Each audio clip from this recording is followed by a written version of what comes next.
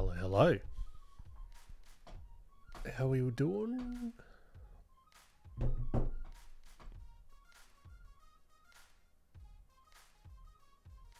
Alright, so I'm not hearing double in my head so I can talk. Ishan, Piyush, what's going on? M, great to have you. Alright, I think we're all systems go. All the dashboards are set up, all the OBS is going, my 3 chats going, music and Photoshop. Beautiful. Alright. Let's get cracking, shall we? Oh no, hold on, I'm not live on Instagram, but now we are. Where's my glove? Alright. Hope you've all been doing well the past week since we've last chatted. Gonna be doing some stylized chill study and chatting. We'll see how far we get with some stuff. We're going to be doing some warm-ups, and my pen tablet's not working. Fantastic. Awesome. Awesome. What else is new? Sketchy, what's going on? Treeless Toast, hello. Let me just close the Cintiq for a moment. Shit's going to go weird. Or maybe it isn't. Oh, okay. It's just paused on my end, so you guys can still see stuff. Awesome. So yeah, just resetting the Cintiq, getting the pen tablet hopefully to work. That would be ideal if that can just do its thing. All right. So yeah, going to do before stream I was having a look at some little reference things, which could be fun to do. We did a little recap of last week. We did do this guy, and you guys can't see it, can you? You guys can't see it because I had to redo the thing, so it's frozen. What's a stream? What's in my stream without some technical difficulties? Alia Zay, welcome. All right, does the pen? Can we get the pen working? That can't come on.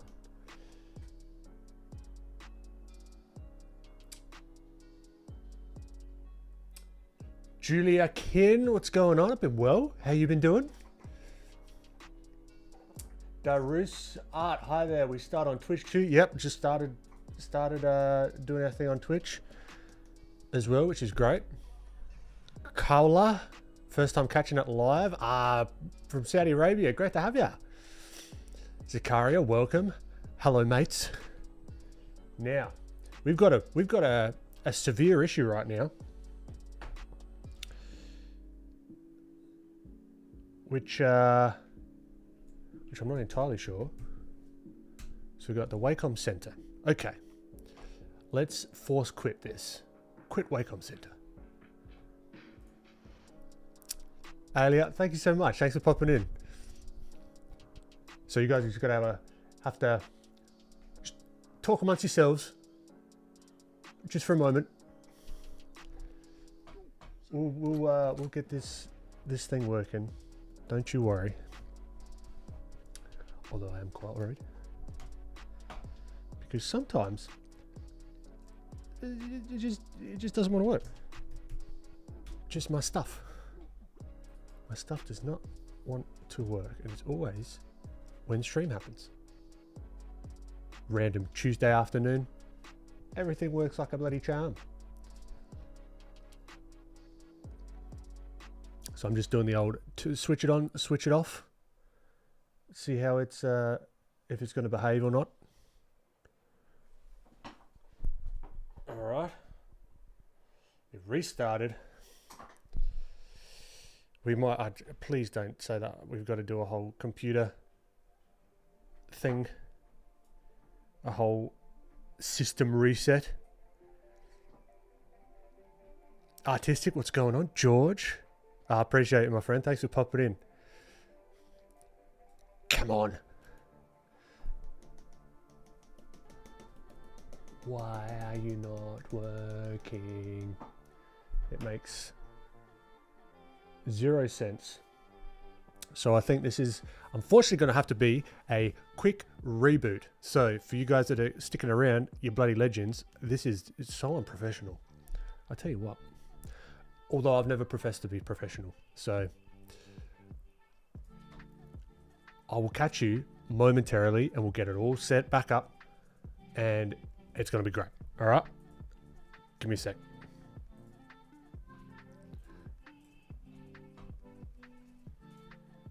Restart.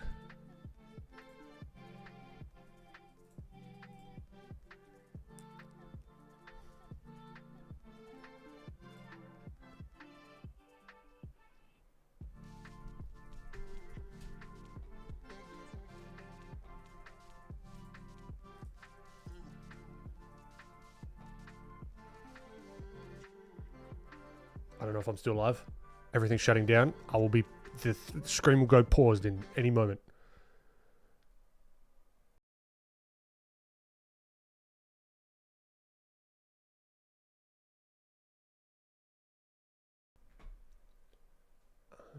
Unbelievable.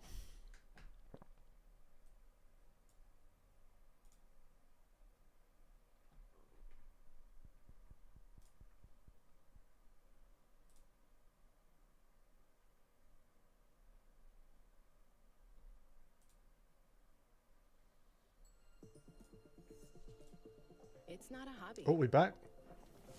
It's your empire. We're back. Okay. It's not Give me a sec. DIY. Uno, momento. And we're back. Oh. Why? I don't know. It's kind of, it's a bit of a joke. Getting everything. Every time without fail. There's always something. Now Google's not letting me do anything. Oh, yeah. And I can't read your chats, but I know that I'm live. So thank you everyone for your patience. It means a lot. I wouldn't have patience. I'm like, who's this? Absolute tool bag on my screen right now.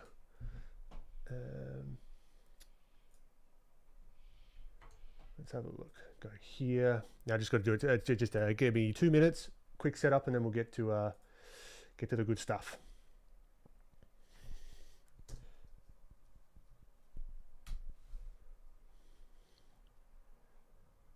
Ben jump scare. My apologies. My apologies. All right, I think we're back. All right. Now, gotta pop the old chat out again. Get over here. Let's see if we can get this going again. Alia, hello again. Great to have you.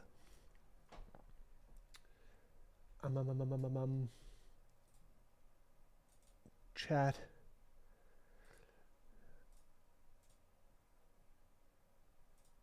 Firefox, there you guys are again.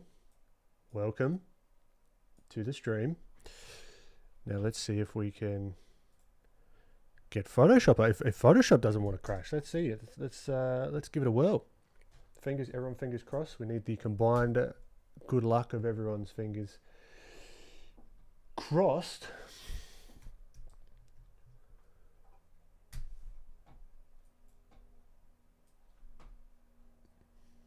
Maybe this is helpful somewhat. I'll walk through what I'm doing for those that are trying to do this multi-stream stuff. So currently I'm going on YouTube. No, Instagram. Stylized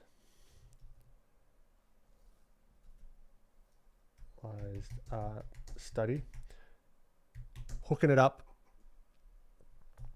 and chatting to go live on Instagram. So I'm using something called Vertical. But every time I've got to put in the stream key, which is kind of frustrating, but it is what it is. So we whip in the old little, the cheeky little stream key. Go do your thing. Go live. Then I'll also go live on Twitch. And then we'll open this back up. We'll get some music back on. And then we'll be good to go. So I use Epidemic Sound, not sponsored. It's just a royalty-free thing that I've just used for ages. That then should be happening in 3, 2, 1. I don't know. That's if my other piece of software, Caster, which allows me to independently so this thing here allows me to independently move, have all the sound in different things. So if we ever have people on Discord that we want to hop on and chat, I can do that. In Firefox, I can do that as well. So this is what you guys are listening to, Firefox. I'm not listening to that. So if I check it out, then I hear double of me. And it's very hard to talk like that. So then I can have my own Spotify going. Anyway, and then I've just got to get the Twitch chat up. And I think we're ready to go. I think... So there's a little bit of a process. I wish there was just one button just to be like... And then it just does everything. That'd be so nice. Maybe that's something to think about. Making, eventually. Create a dashboard. Also, those new to Twitch as well, go to the create a dashboard and try, instead of waiting for the stream to happen on your main channel. Kind of makes sense now I say it out loud, but it wasn't a given for me. So then you've got to pop the chat out. So this is how I get the chats. So here's Twitch chat. Pop the chats out. And I think we're good to go. Go live on Thingamabob. Sick. Okay. And look, I can draw now. How's that? The one job of the Cintiq. And now I can do it. Beautiful.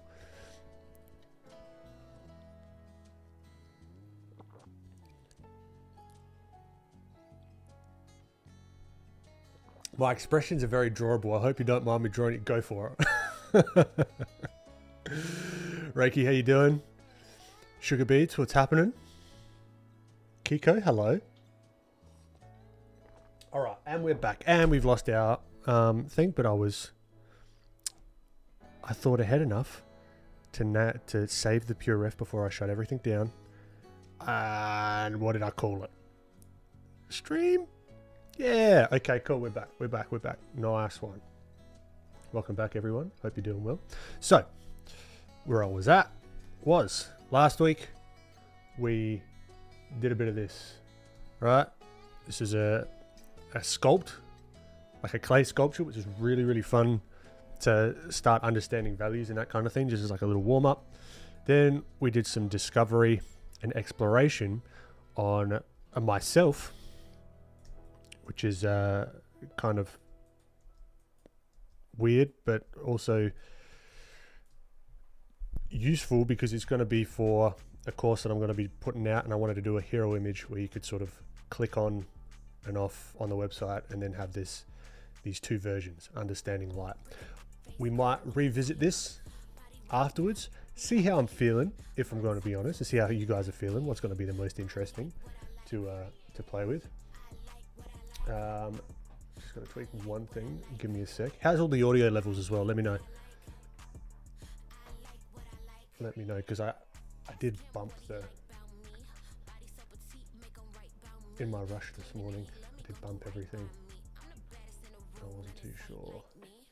Let me just make sure I'm getting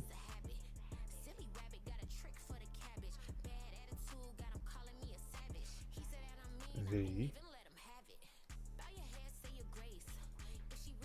puref on Instagram.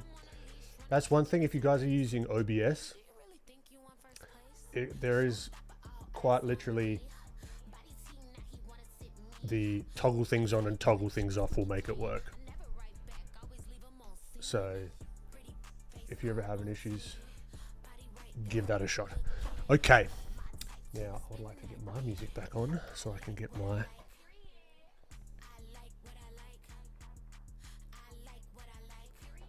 music cranking. Beautiful. All right. So let's start off with some warm-ups, okay? I'm sick of all this setup, and I'm sure you guys are too. You can get these references in my Pinterest. If you want the Pinterest, I've pinned it in my Discord. Discord link is in the description. I love a good car. If you know anything about the streams, I love a good car sketch. All right, so we might start off with the sketch first, and then we're going to do some shapes, building things up with shapes, keeping it super simple. And it's always just good. It's just nice. The simple shapes. It's not like a head or a face or expressions. Like if the nose is off, then you're like, oh, that's really off. If the headlight's off here, no one's going to tell. Are we supposed to be seeing your pure? Yes. Yes, you are. Where's Purif? Hello?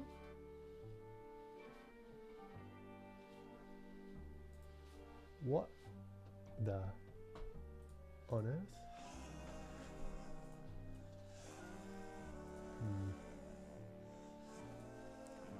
Oh, I think it's because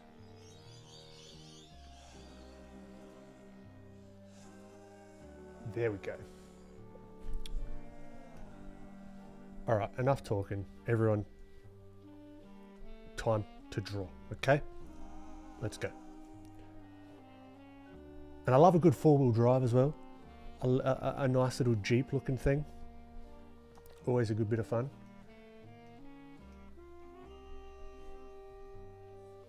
So let's...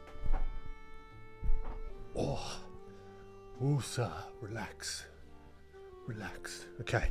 I'm not going to do it timed. We're just going to have some fun. After all those technical difficulties. Thank you guys for your patience as well. It's not even something where I can like upgrade my setup or anything. It's just one of those things, you know.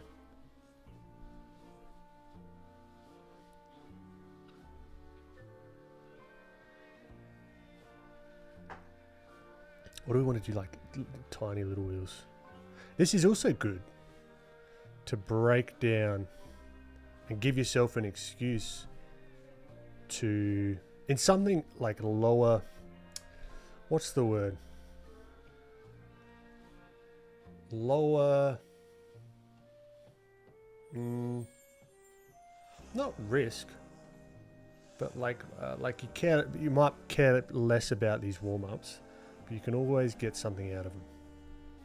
And in particular with the cars, you can start to play around with, because you're not worried about expressions or anatomy or that kind of stuff.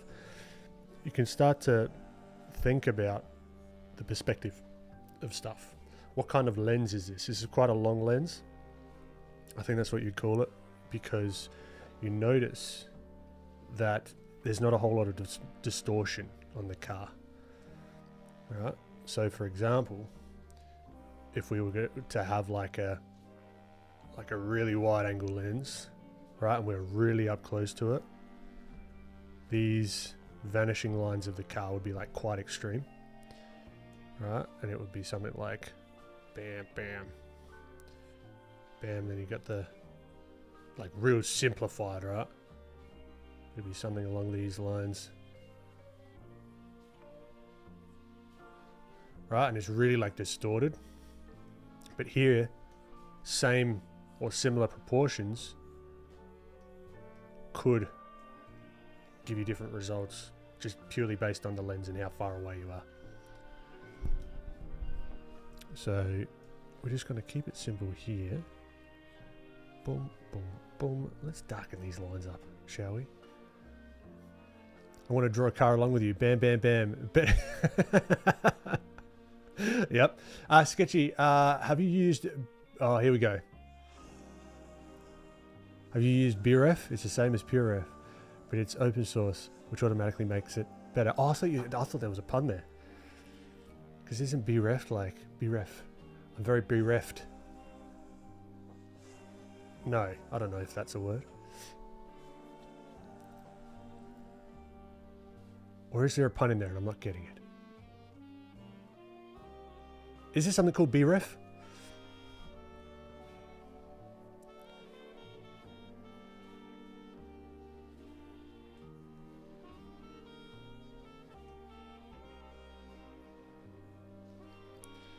Okay, so you got the little roof racks here for putting kayaks and stuff on.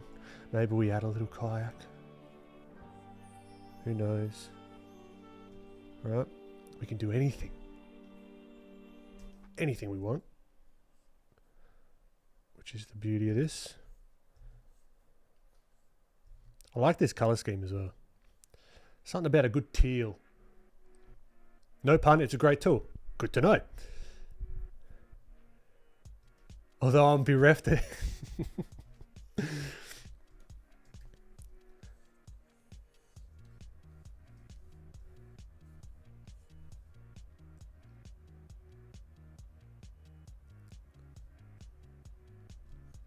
I love the music that we listen to. Oh, good. Hopefully it's an interesting elevator ride. Yeah, I do enjoy a good vintage car. Not a car guy per se, right? I'm not that into them in the real world, but from like just aesthetics wise, like I could care less how fast my car goes because I'm not on a racetrack. I'm going up to Coles and back. I'm going to the gym and back. I'm not going anywhere crazy. Nor am I a hoon. So there's that as well.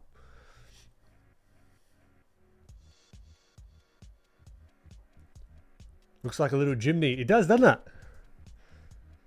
Yeah, the chimneys are kind of cool. They're like a mini Jeep. What's my dream car? Depends.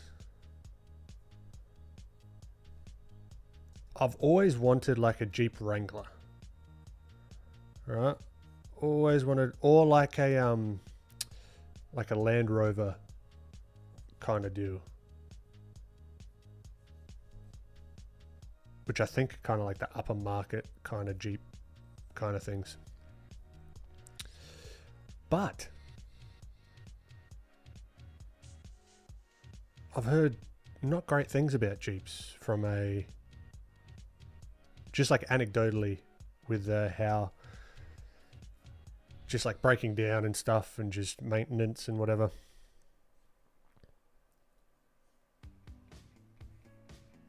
So there is that.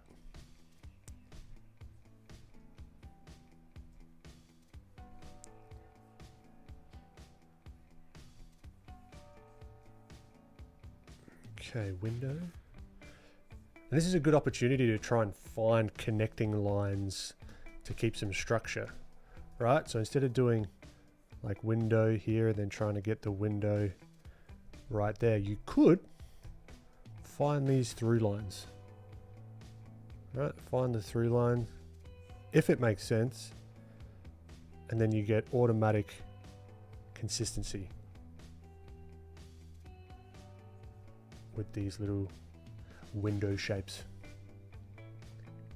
You want a fancy, good working Jeep. Okay, your wish is my command. All right.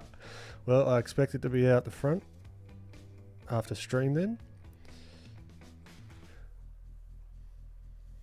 But also, I'm 6'3", 6'4" on a good day, right? I can't have like a tiny car. Like a Ferrari. I don't think I'd fit in a Ferrari or a Lamborghini or anything like that. Nor do I really want one. I wouldn't like, I'm not like poo-pooing it, but it's just like from the size perspective. You see them in real life and they're like bloody tiny. So I'd like be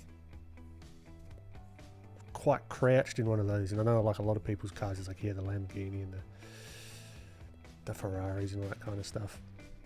So I've got to take that into account as well. The practicality of a dream car. Now, one way, even with this longer lens kind of vibe with these tires,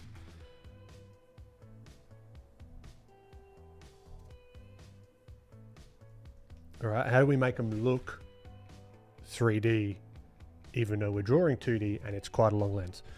It's the positioning of these thingos, whatever they're called, rims, all right? So we've got that idea of sort of like the outer rim, but then it's gonna, the illusion comes from this inner, right? It's kind of set back in the tire.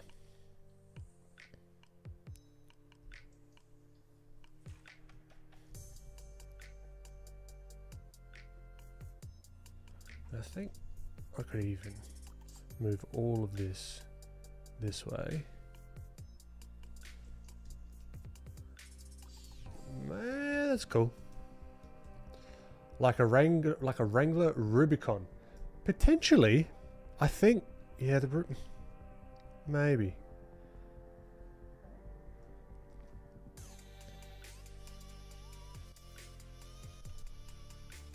I'd also like something where I could like have towing capacity as well. And just like room to throw stuff in the boot. Or the trunk. One last thing, have you seen a bug or an animal? Saw a spider in the laundry today. That's about it. Juniors, how's everything going, teacher? It's always good to see you. I appreciate it. Thanks for popping in on Twitch. Twitch chat's popping off. We've had like three chatters in Twitch. Holy shit. Watch out. No, but I'm doing good, juniors. How you been going? Hope you've had a good week. All right, something to give us a bit of structure. How big was it? I was only like on the scale of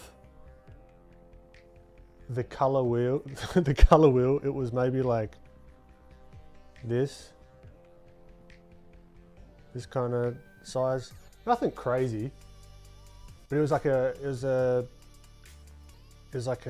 really dark, like black spider, and those ones can be pretty nasty, I think. Sean, great to have you. Thanks for popping in, man. Cool. All right. So we've added a little something on the top with the kayak.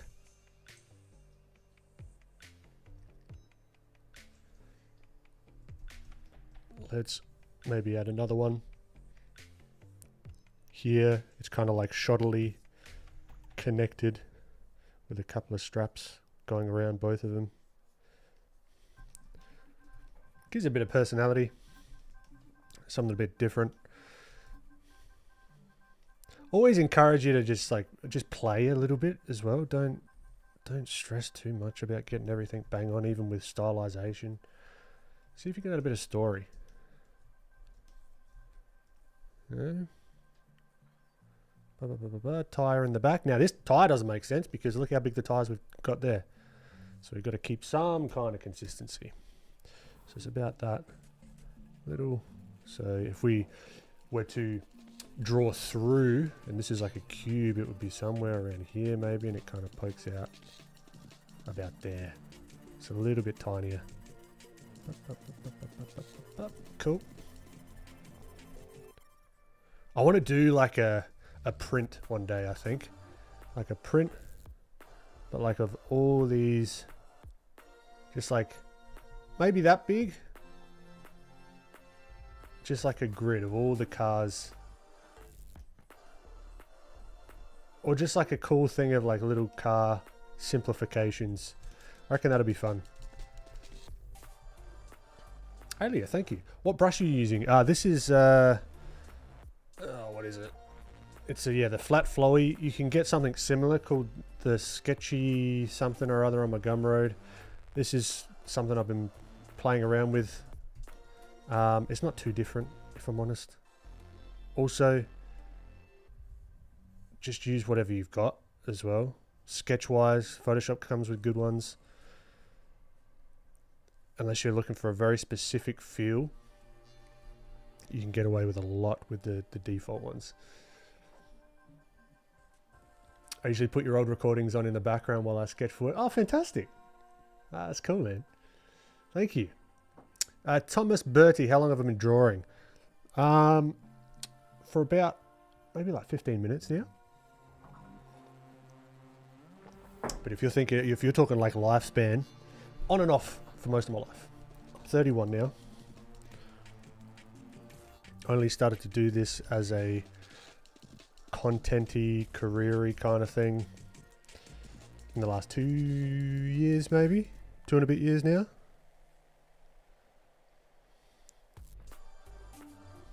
But I always just loved getting better just for the sake of getting better. Most of my drawings no one has ever seen. Cool, just adding just a touch of value in the darkest darks.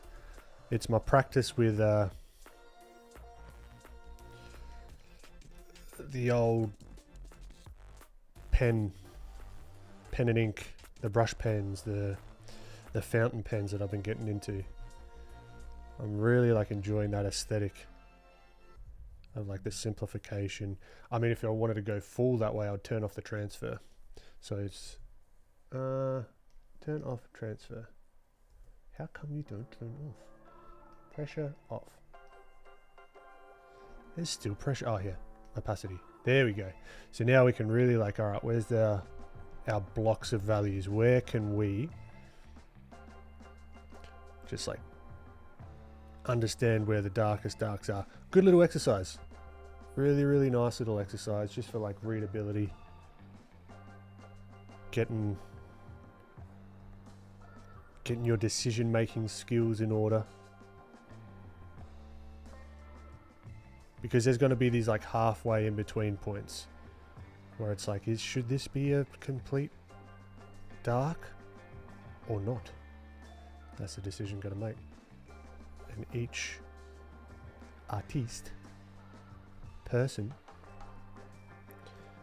is going to make different decisions depending on their taste.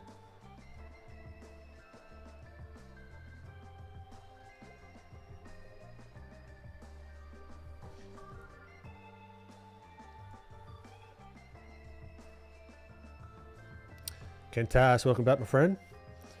Nezrao, thank you so much. Sugar beets, what's it like being such a... I'm not one, so I wouldn't know. Like, I don't classify myself as one. Comparative to others that are out there, you know. But that's a kind thing to say. Sugar beets. Mustafa, so right now, are you thinking more about structure or like design and shape language? More on the scale of structure, and maybe my way of thinking about it would be like the 3D thinking or 2D thinking. I'm on the 2D thinking side at the moment. So I'm trying to think, where's the opportunities to block in these darkest darks? I mean, in reality, we could do a lot with like darkening down these tires and things right the way down. All this in here. So it's very like graphic thinking, I guess, and like the shapes versus the structure of things. But that kind of comes from our initial sketch that we've already done, which has given us quite a lot of structure. You know what I mean?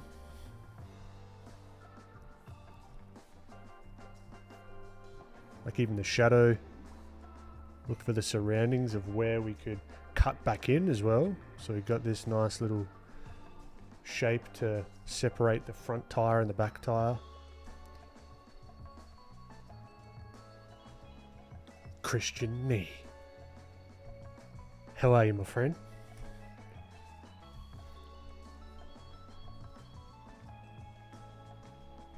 Oop.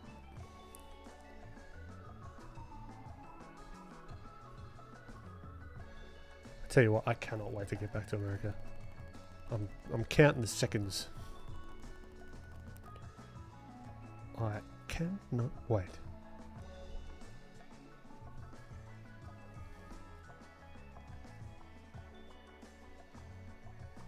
Alright, where else can we add some of these as if we're using just a pen, like a straight up just pen? We could be a little bit cleaner with our lines, right? This isn't going to be a full, like, beautiful sort of thing. Just giving ourselves something to work with when we want to whip some color in a minute.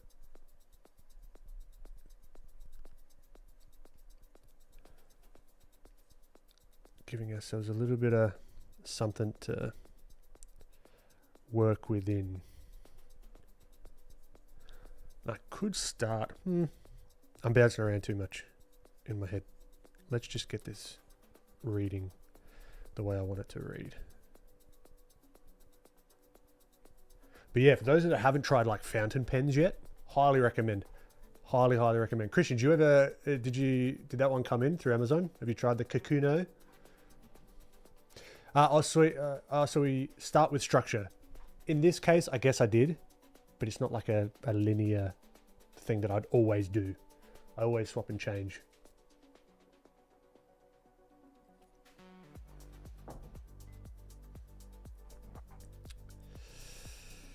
One thing I have a hard time drawing painting is lace and tulle. I have no idea what that is. Is lace? I can't understand lace. I don't know what tulle is. Tulle? When it comes to those like little, with like lace, I guess, without seeing an example, is to try, just like with everything, how can you group things into simplicity? How do you group things in their larger shapes first? Particularly with like little details. Like take this for example, I could come in and I could really like, okay, so there's like a little line here, like a little line here, and maybe even a smaller one there, and get really into the details. Or I could figure out, okay, how do we group these? What am I looking at here? So it's like this rectangle first that encapsulates all these little lines. Now, if I just did lines, it works-ish. Or I could see that there's kind of, if we zoom in on the reference, there's these like segments that are slightly a bit darker, right? And you're not seeing much of this segment because we're looking at it in perspective. So I might block in this segment completely first, then do this segment here, block that in, and then come back with the eraser. And then we get a nice little default texture by using negative stuff. And then you could go in between these to give that illusion of these lines. So we're kind of getting, nothing really changes technique wise. It's really just the way that you think about it more so. Twitch streams have less delay. Awesome. I should imagine so, because it's I'm pumping through less. You can only do 6,000 megabytes a second, I think, on Twitch. Both streams are open to support. I appreciate it. I appreciate it, Juniors. Chris creates content. Do you ever watch Kyle T. Webster on YouTube, guy who made most of the default? I haven't really. I haven't, if I'm honest. I should. I definitely should. But yeah, I hope that made sense from like a little details perspective. And now that I've zoomed in, I can see that we've got some angle stuff that we could play around with. So this kind of angles out here. We could really like push that a little bit more if we wanted to. But in doing that, we kind of need to do that here as well to really like give that illusion. And there's so much you can do. Like the more I've been getting into the pen and ink stuff traditionally, oh, how much it helps with like even like heads and faces and stuff. It's like so much fun. I highly recommend if you haven't, because I was never one to have a sketchbook. I've never had a sketchbook before, really, like a consistent one.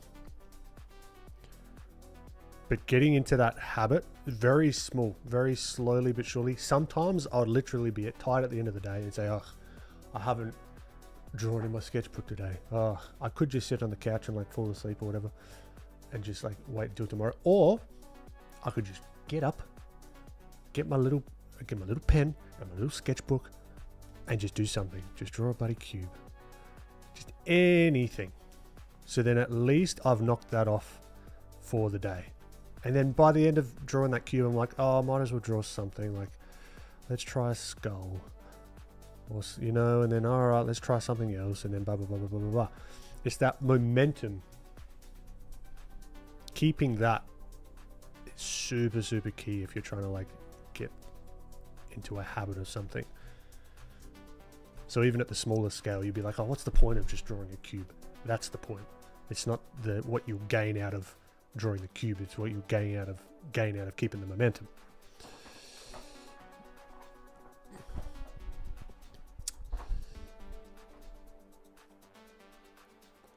Fernando, your style is so cool. Thank you so much. Appreciate you, my friend. Thanks for popping in.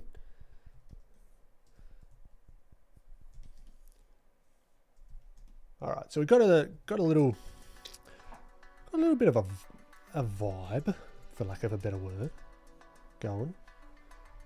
Now, even with these really simplified cars and stuff, thinking about this center line is going to help us a ton with placement of things. Even placement of the little details, like this little gap here in the hood.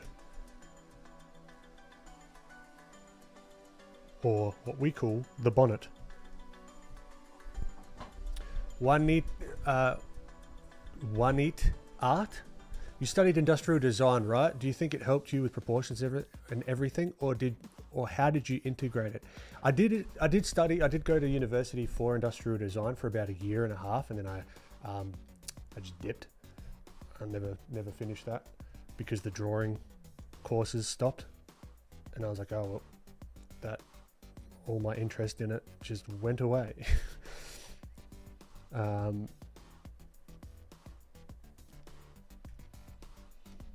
But yeah, I think it did help being exposed to that. But I always had the taste, or like I liked the look of industrial design sketching. I thought that was so cool. But a lot of the study, or a lot of how I got good, was on my own.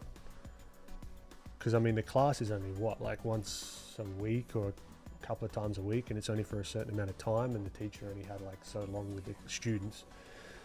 So then a lot of it was observation from others' sketches and sort of taking it a step at a time. But I didn't carry that through and do like hardcore like industrial design sketching or anything like that. As I said, I only started to do this honestly, because I did so much realistic stuff around that time, I didn't make the connection between the two, because the industrial design sketching and the structure really didn't click or translate over into doing more realistic stuff. It was only until many, many, many years later where I decided to do this more stylized stuff and like invention of characters and that sort of stuff, where it really is like, oh, it's super useful. That kind of the structure, the building things up, building a drawing versus just doing a drawing, if that makes sense at all. Lewis, you mentioned fountain pens a few minutes ago. Love them. Lately though, I've tried feud pens. Feud? What's that? What on earth is a feud pen? Is my wallet gonna not enjoy me now? What's a feud pen? Explain. Give me a pitch for a feud pen. Because I can picture a fountain pen, like the feeling of it. You know a felt tip pen. Everyone's used a felt tip pen, more or less, right? Or even a ballpoint. The fountain pen, the ink stays on top of the paper, depending on the paper, stays on top of the paper for slightly longer. Like if you look carefully, you've actually got the glisten of the ink laying on top, right? So you can even pull it up at like a small scale and then drag it through to get like a nice line. And there's like a texture or a tooth, like a friction to it that's not like your felt tips or your ballpoints. It's really, really nice. It's a fountain pen with an angled nib. It also allows you to do strokes with different widths depending on the angle you hold your pen. Oh my god, I'm gonna have to look at it. I'm gonna have to look that up.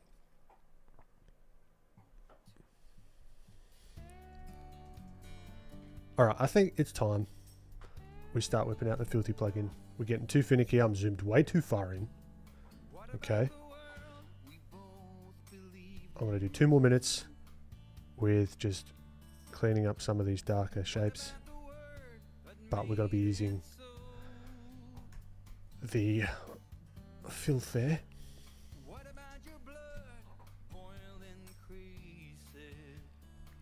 Let's zoom in and out.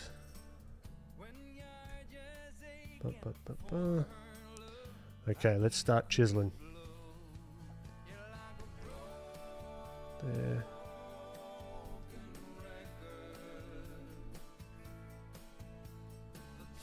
Feud pens, hey?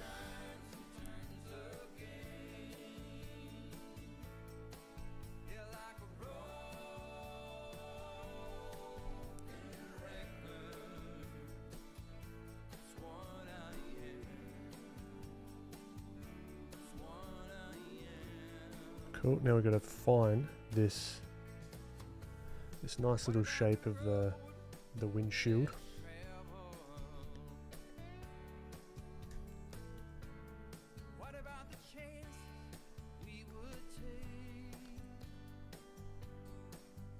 Boom. Okay, cool. Do we just block this? So these are the types of things where I'll be asking, like, all right, do I just block this hole in dark color? Does that make sense? Does that read better? And like little tips for like overlapping dark objects or overlapping like compressed values on the darker scale. Leaving like a little bit of white between them can help.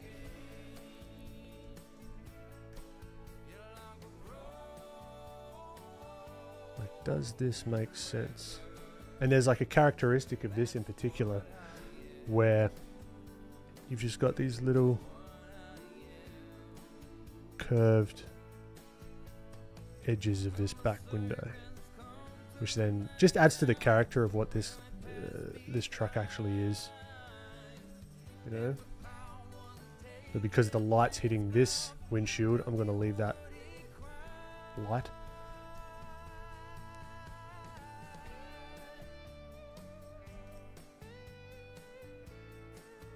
Cool. You got the mud flaps in the back.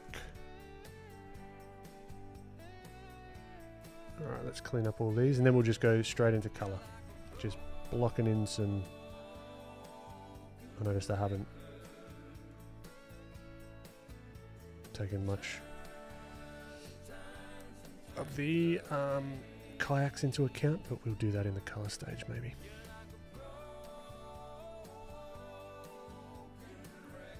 Here, boom. I think this guy, let's move him here. Even like we could give like just a cheeky little like indication of this tire being in front.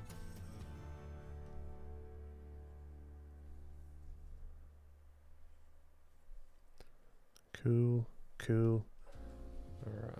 I think let's maybe try and match the tires a little bit better than what we've done.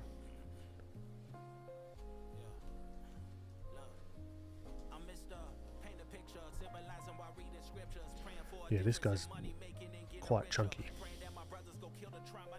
Nothing wrong with that. I also love some of these pen drawings where like something like this, it kind of just like melds into the paper. It's just your brain's got to make up the rest. Like I really like that look when I see it on others, not necessarily this one, but like doing that kind of thing is quite nice. And that would oftentimes, like sometimes you probably do that in the lights, so where like the sun is hitting it, or where you can imagine like the sun hitting the top, like hitting the top of the tire, even though in reality that's quite a dark value. It just gives that indication of light. There might even be something to be said about doing it a little bit on the top of the bonnet here. This gives it a really nice, like sophisticated kind of look from when I see it on when others do it.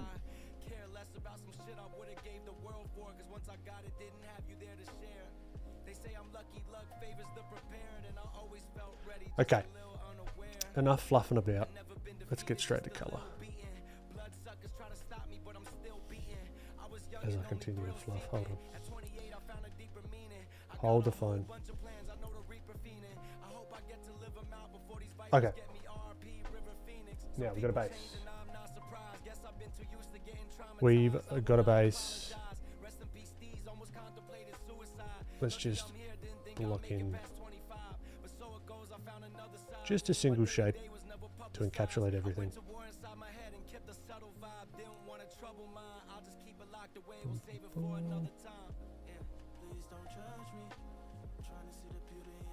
Now we could have some fun with these real dark shapes that we put down, where we could push the colors, we could make them pop with something. Like these, I see them as opportunities for just like color exploration.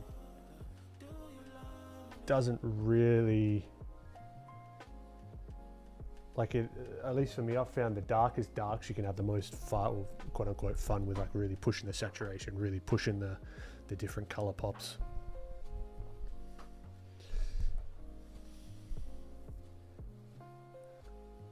Pronounce Fude. Okay, Fude. I like it. I'm gonna check them out. Implied edges are really cool. I do like them. Catch you later, Nezrael. Thanks for popping in.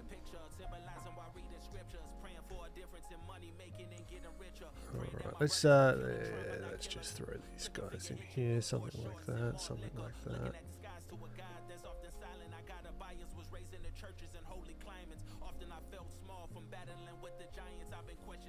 Boom, cool. Okay, the base is done. Now we've got that shape to work within. Let's add a bit of a background, just like a little skew-if thingo, just to frame him in a nice way, make it a different value, something like that could be cool. All right, let's start playing with color.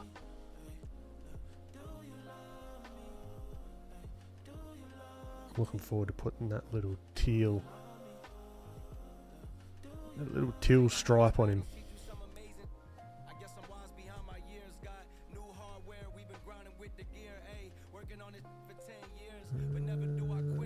Something like that could be nice. It's a little bit more of an overcast kind of day, or at least there's a bit of cloud cover. How I can tell that is by the softness of the shadows underneath the car. They're not super firm. It kind of just goes off into nothingness. Ryan, good morning. What elements do you make imaginary mech vehicles? What elements do you think? Oh, what elements do you think make imaginary mech and vehicles believable? I guess it could be a little bit of the usability of them, like imagining who's going to be using them, how they would work on them, what are they for. I guess having them in context can help with that kind of stuff. Definitely. Like for example, like this tire. The tire here is quite large. I did initially have that tire back there. It's quite large, but then we've got to think in context of what we've made in our little world. Got to be a bit smaller. There's little stuff like that, I think, just sells it. And it might even be things that you don't necessarily like consciously think of as well. There's just something about it. It's like, oh, I can believe that. Now I'm just trying to, although it's super subtle, trying to find some of these very, very subtle shadow shapes. And you'll notice I've skipped the wheel bump out thing. Don't even know what they're called. You know what I mean.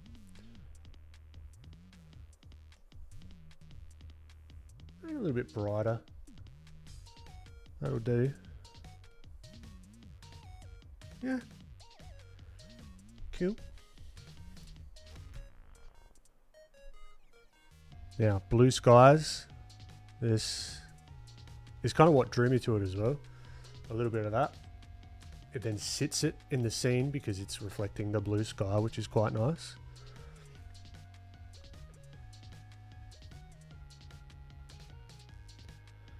And let's darken these tires down a fair bit. Not that much. Let's have a little bit of a difference. Maybe warm them up a little bit. Might be a little bit too on the brown side. Maybe a little bit. Maybe, let's go skim a little bit more purpley, which is still warmer. You know what I'm saying? And then we can come in and add lights and all that kind of stuff later.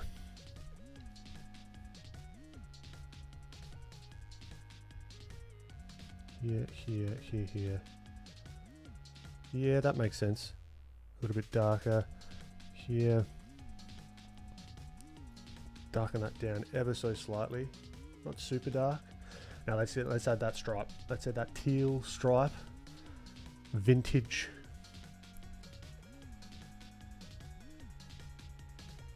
Let's see if we can. Yeah, this kind of feeling. And then when you do the tiny little pops of orange, that's what could look cool. Yeah. Do that darker stripe above it.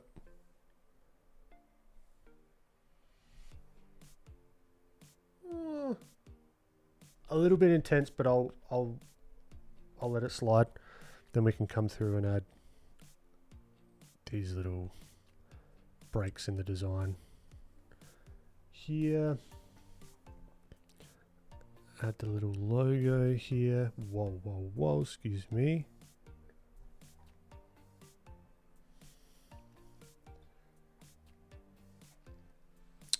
Exuberant. Do many people have Jeeps in Australia? Yeah. You see them everywhere.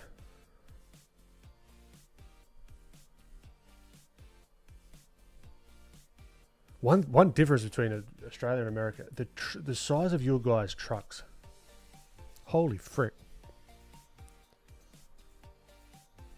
Like it's like a rare thing to see something that large here. But that's all you bloody see all the time. It's just like just massive. Massive trucks everywhere.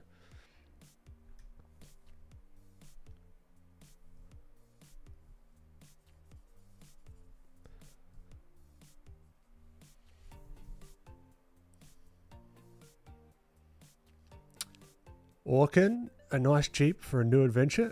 Hello, hey babe. How you doing, Orkin?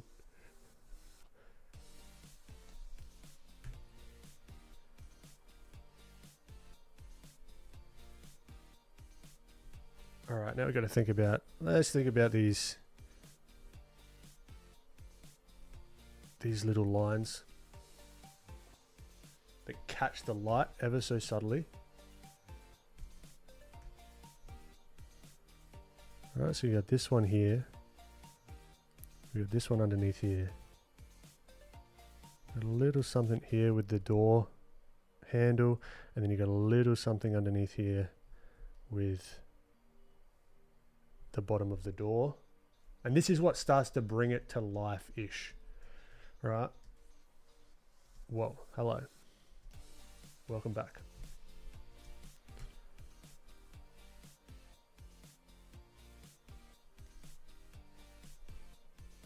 Then we can dig in these. Actually, I might just erase these a little bit just for some clarity. Erase some of this, and then we can come through.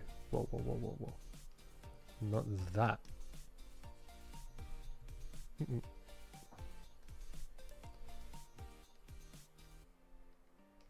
Here. Get out of here. No one likes you. Okay. So now I've got a bit of a cleaner canvas for adding some of these panel lines and that sort of fun stuff.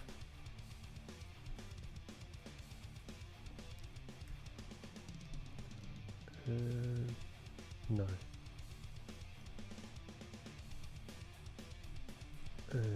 Okay.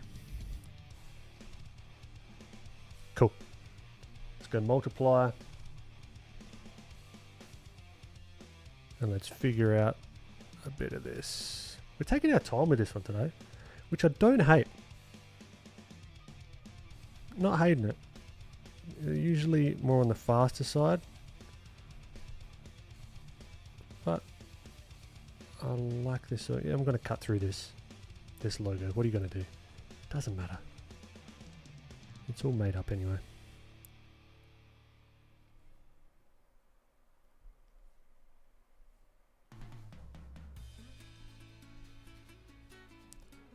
And because I've changed everything, I'm going to change this so it kind of cuts in here, comes back up, tucks in, and straight up here.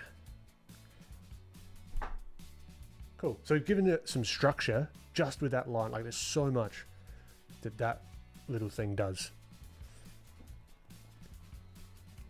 I'm Canadian, but yeah, trucks are massive. I went to St. Patrick's Parade and there were plenty. The idea that Carla is taller than me at the hood, I know, right?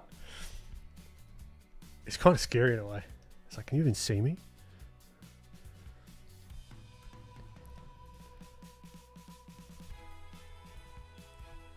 Cool. Liking the vibes. Enjoying it. Now, I think we might let's just merge it. Why not? What's the worst that can happen? Merge it all. Now we're working on one layer. Well, one layer underneath the main ink, I guess you'd call it. What color are our kayaks going to be? For whatever reason, in my head, kayaks are always yellow. So this guy, yellow kayak. Junaid, appreciate you, my friend. Thanks for popping in.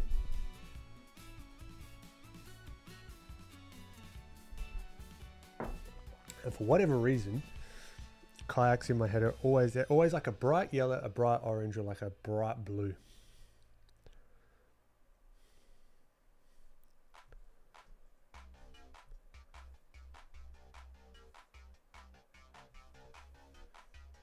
There you go.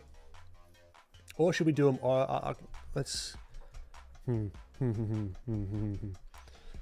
Let's try orange. Yeah. Deeper orange. That'll do. Okay. Is that Ryan I see? Well, I see Row Advanced Materials. Shout out. I don't know if this is Ryan on the Instagram or not. How you going, guys? I'm just fixated on the tires. I know.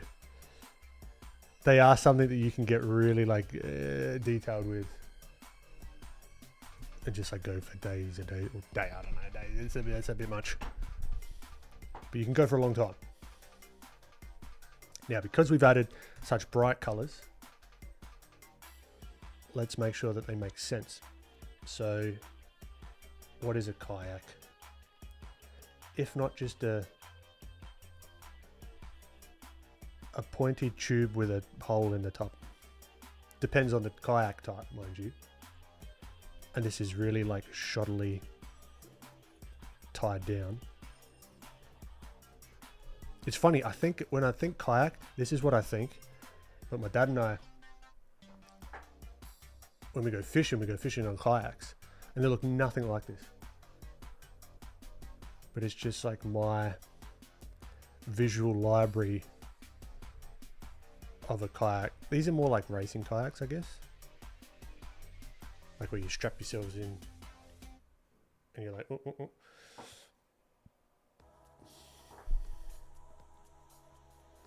Are you going for translucent kayaks or solid without light passing? Oh, there you go. That's a good question. No idea. Let's just get the base working first. So let's make this little cradle that they're sitting in. At the very least, just something that they're sitting on top of. All right, and then here.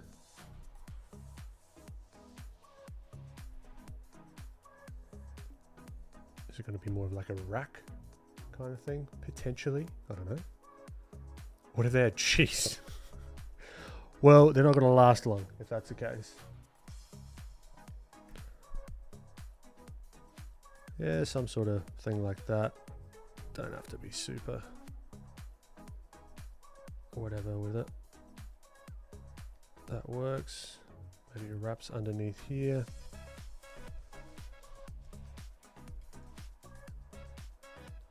But then they need the tie downs, right? Because if you try and drive just with these on the roof, one, you're probably going to get pulled over by the police, and they're not going to last on the roof very long. So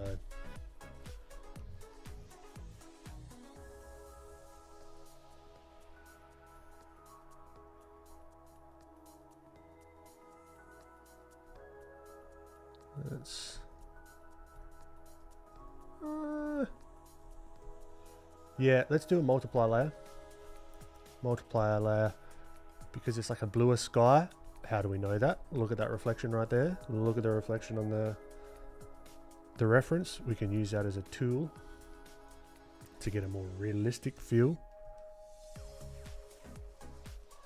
Right, and because this is on the roof now and it's covering a lot of the top of the car, there's going to be shadow, which is cool, which then gives it that level of realism, and even it could like cross over into like a shadow slash reflection-y kind of thing. on the front windshield. Right.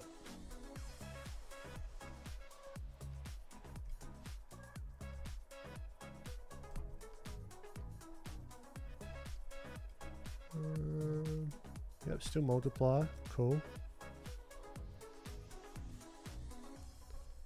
This will be quite dark underneath here, probably.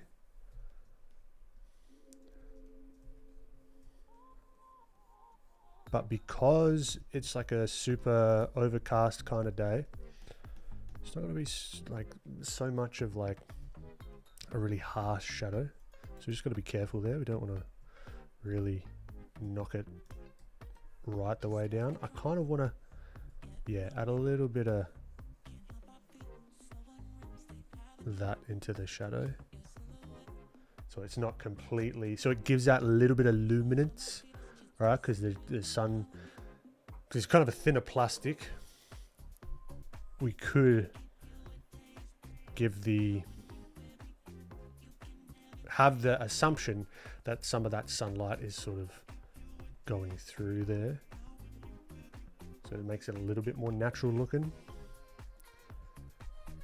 And it's not perfect either, right? Like, it's not, if you look at this, you're like, oh, yeah, I can see it's a kite, but it also doesn't completely make sense. That's fine. It's not a technical drawing. We're not trying to get the specs of the kayak 1000% right. It just is what it is, you know? Just gotta read. And sometimes people throw stickers on the kayaks, or they have like their little logos or whatever, so we can add a little bit of something like that to give it a bit of personality.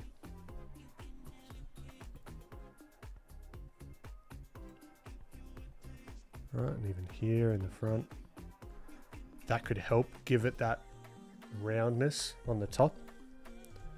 These little things, I talk about this all the time, but like using the details to help us with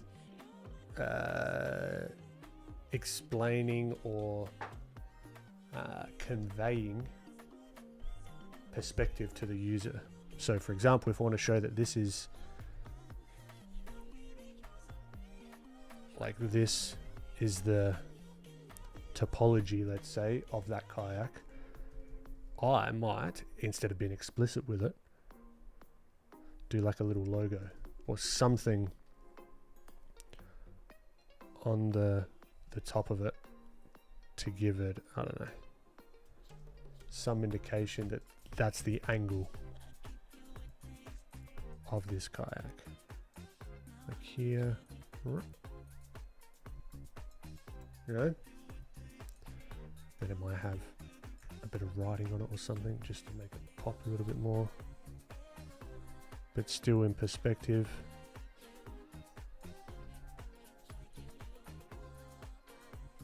Whatever that is, who knows?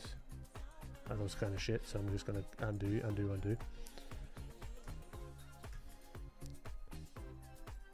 Nothing wrong with coming to that realization and doing a cheeky little undo.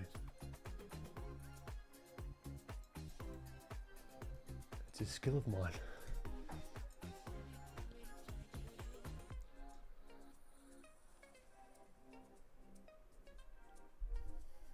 Imagine this Jeep carrying bananas on the top. There you go. If we were going fishing, right? Let's say that we're going fishing here. Maybe we've got fishing rods sticking out the back. Okay. If for whatever reason you guys ever happen to go fishing, remember this. Never, and I mean never, don't even think about bringing bananas on a fishing trip of mine. Okay? Bananas are very, very, very bad luck when it comes to fishing. You want a snack? You bring an apple. You bring a sandwich. Anything. Absolutely anything other than a banana. Okay? There's a life lesson for you. So you will not find any bananas. I would hesitate. Don't even don't even bring it with you. Don't even take it in the car on the ride there, okay? The sunlight reflects off the windshield, illuminating my sky. Whoa. Lana, how you doing? Ben, you don't do portfolio reviews by any chance, do you? I can't remember if I just answered that. No, not currently. Lana, but why? I don't know why. Just don't do it, okay? It's one of the few things that I'll ever say where it's just like, just because. Just trust me.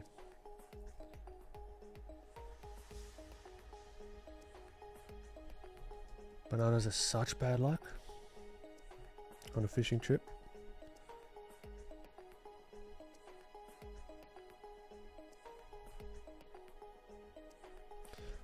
All right. Cool. So that gives it another little story as well. And then we want to make sure that we've got tie downs so that the things don't fall off. So we could do a standard, like, I don't know, something like that that straps across the top of both of them, which then where's an opportunity for us to show more volume. It could be if we tied these down together, so it's going to be pretty taut across these guys, right, across both of them. But then, because we've got the sun coming down, we've got that opportunity to show a nice little bit of shadow, which could be nice, right? All illusions.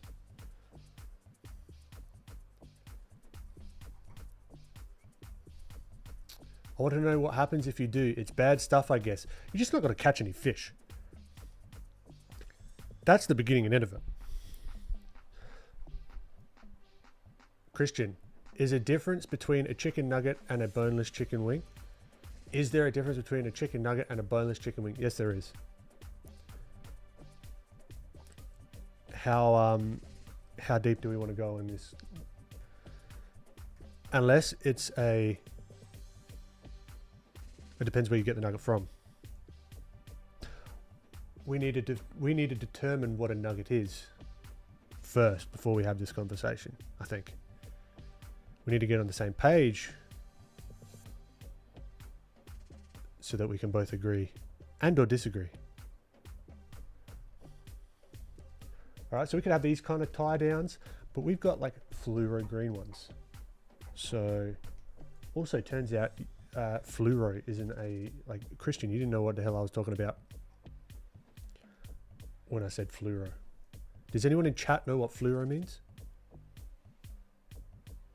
I mean, it might be pretty self-explanatory now, but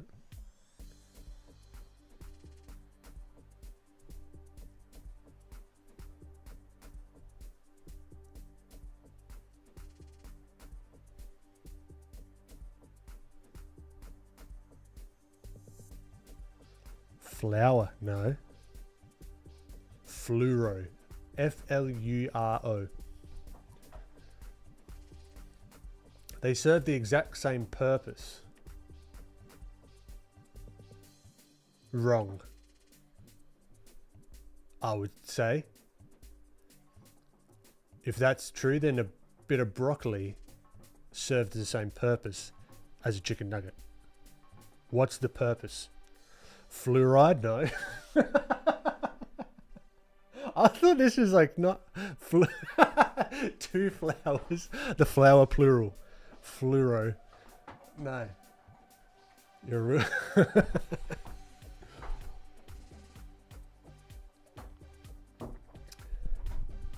Christian, give me a good argument as to how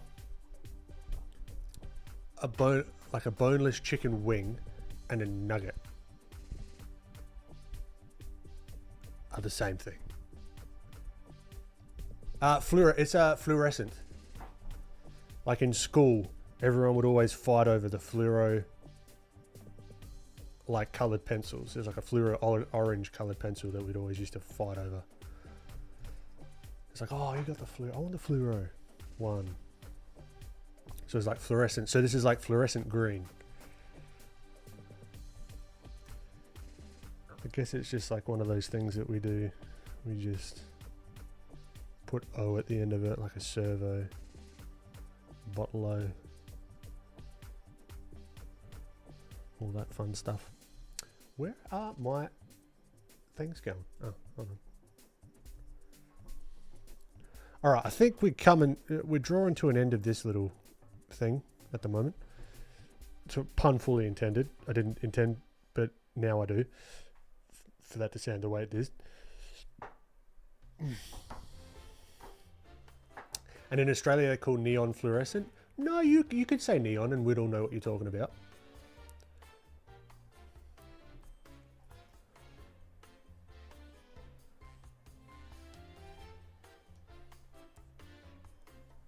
So this is like neon green. That would make perfect sense. Everyone would know what you're talking about. But if you said fluoro green, it kind of does the same job.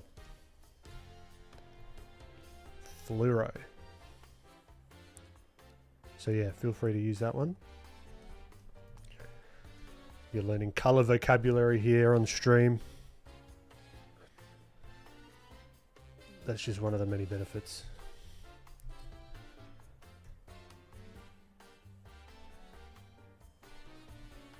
Yes. What I want to do here, if we were being diligent light painters, in here, this would be quite a lot. So this is where you could get like muddy colors accidentally. But because this is still the yellow one, that sunlight's going to be hitting through and giving that like subsurface scattery kind of effect. But it's still going to be technically in the shadow. So this is where we could make this still feel like it's kind of glowy a little bit. And if we want to do it even more, oh god,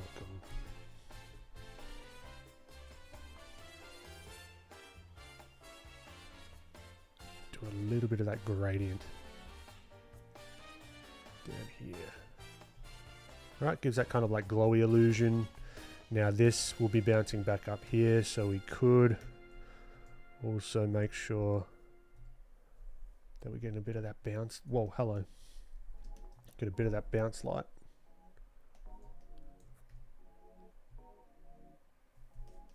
Oh no, our fishing rods are gone. Hold on. Here. Just a touch, just like there. Now we could even get fancier if we wanted to.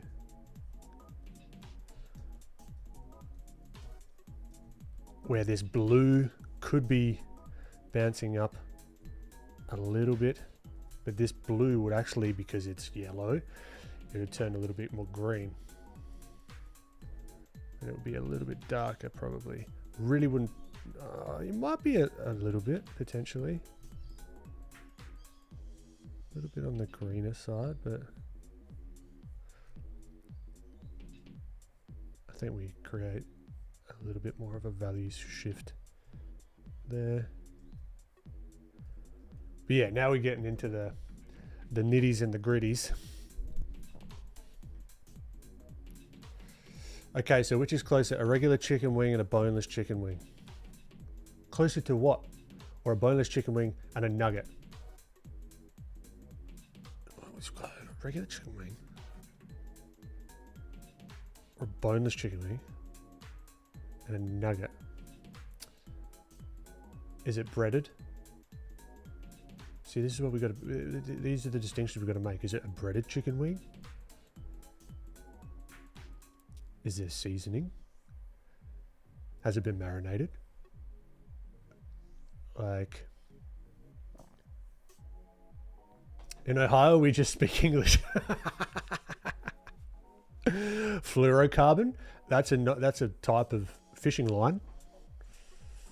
But if you're in school, you say, pass me the fluoro. That's just crazy. No, you say like, pass me the fluoro yellow.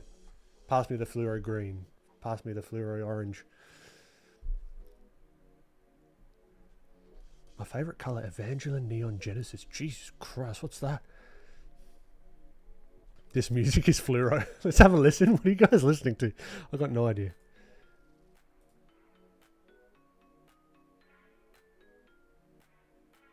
Yeah, this is like a fluoro lime green. Okay. Look, I think we've done enough on this one. Make sure we got a bit of, as I continue to go on with it. What are we going to do?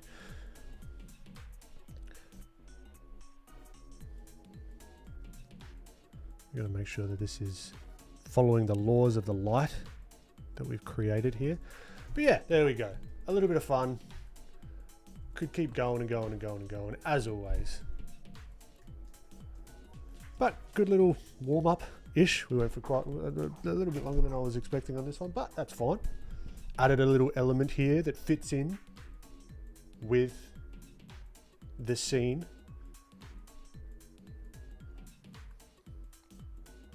Mind you, the size of those kayaks, I don't think would fit the size of person that would be in this car. So there's that. A little caro. It's Australian for car. I wouldn't put it past us. But no, we haven't taken it that far. A little caro. Nah, doesn't sound right. Wrong. You little ripper. Yep, that's one. Definitely. Okay.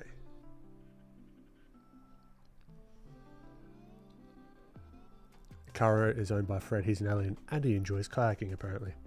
Nice. All right. Now, what do we want to do? Is this of interest? Building this one up for the next like maybe hour or so, or I'll give you two options. Let's say. All messages of it. What? How do I? Where's my poll? Okay, here. Let me know. Would you like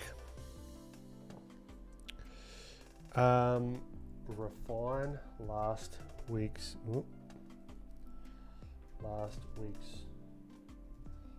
lighting thing, or no, here, what to do, or we could just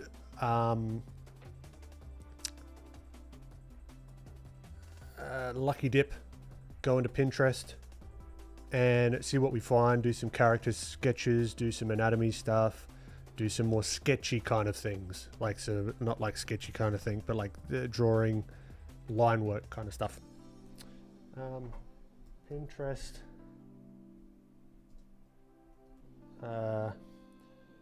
character sketchy thing. Okay, start the poll.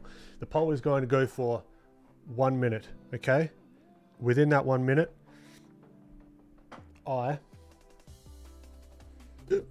excuse me, I'm going to get a refill on my coffee. I'll be back shortly. Both. But there is but one of me. Alright, like I said.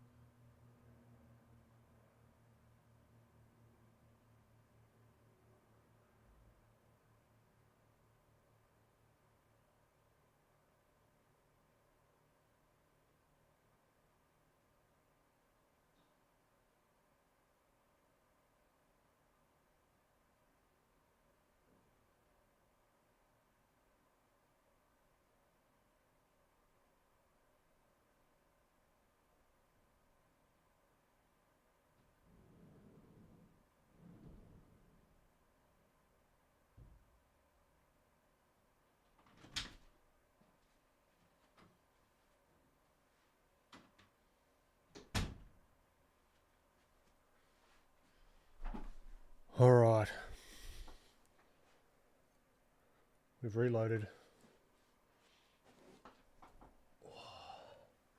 Got some vitamin D. Keeping healthy.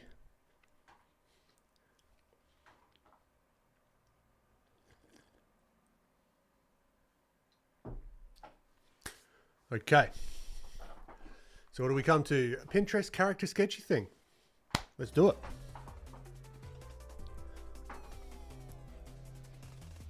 And Pearl.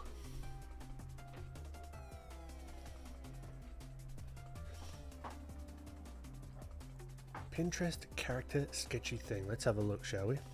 Talent enhancement pills. Imagine. Alright. So first things first. Let's have a look at the old Pinterest, shall we?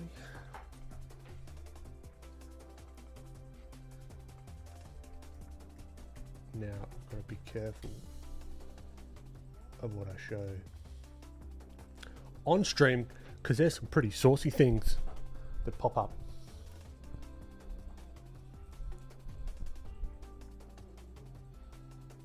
Let's go stream figure reference.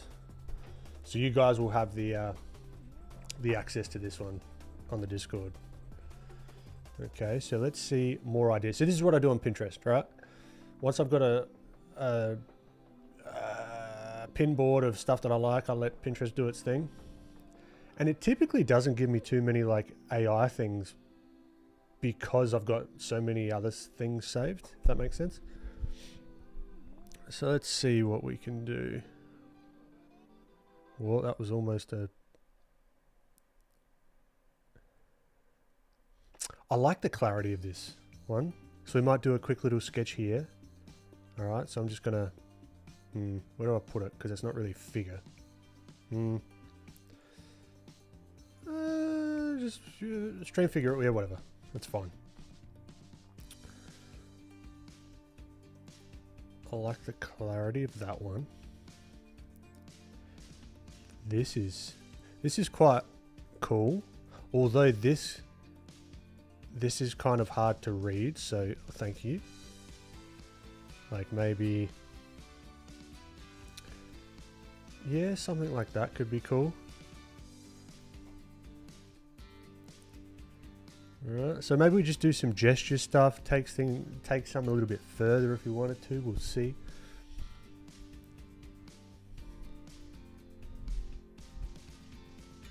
Oh my god, almost got me again. That tan coloured underwear, but he gave me a heart attack. And this is quite nice. The little slice of life actually doing something instead of posing. That's one thing I've got to do more of. I mean, I've got to do more drawing if I'm honest. But actually like getting videos of people and like pausing them doing real things. Like that's kind of... Oh, actually I didn't save that, did I? Save there.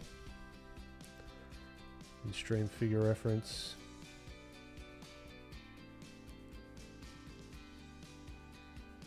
We'll go one more. One more. Let's do a lady and see if there's like a cool pose that isn't contrived, to use a fancy word. This is quite nice. Just just sitting down reading a little book. Cool. Boom, ba-boom. Here. Let's grab that one, that one. Images. Arrange optimal. I didn't really do much, did it? Okay. Cool. Let's start with the face. Let's just do get in our comfort zone. And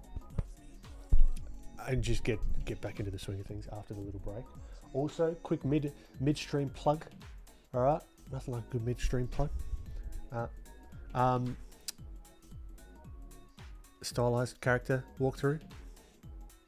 8 hours, 10 chapters, plus a 40-page PDF. Check it out in the links in the description. The Filthy plugin that I've been using for that full warm-up. Check it out. Links in the description. Also, before the end of the stream, I want to show you guys what I've been working on development-wise with the new Drea platform. I figured out how to put inline comments on videos. So I can actually see at certain points of the video, people can stop and they can add a comment and they can be like, what does this mean? And then I can be like, oh, okay, that was shit. I've got to redo the video or clarify it further down. Or a certain part of it is resonating with a lot of people. Anyway, really, like there was literally a 4 hour, like 4 hours, probably 4 or 5 hours of me pulling my hair out, trying to find a bug. All right, trying to find a bug, and I just couldn't get it, and I couldn't figure out what was going on. Everything was just going haywire, and it was just a little four letter thing that Francis helped me out to debug it, and he just boop, get rid of that. Worked perfectly. 5 hours for a little word that I just needed to delete. Scumbag. Anyway, oh, that was not a fun time. But regardless, the euphoria I felt when it was figured out, oh, nothing quite like it. Okay, head drawing. Let's get into our comfort zone. I'm gonna let's do like a super long head here. We're gonna stylize it because you know what, that's what I want to do. All right, nice little base here, something to work on top of. We've got it on our own layer, so we can knock it back and do our thing, refine it as we wish. Ear.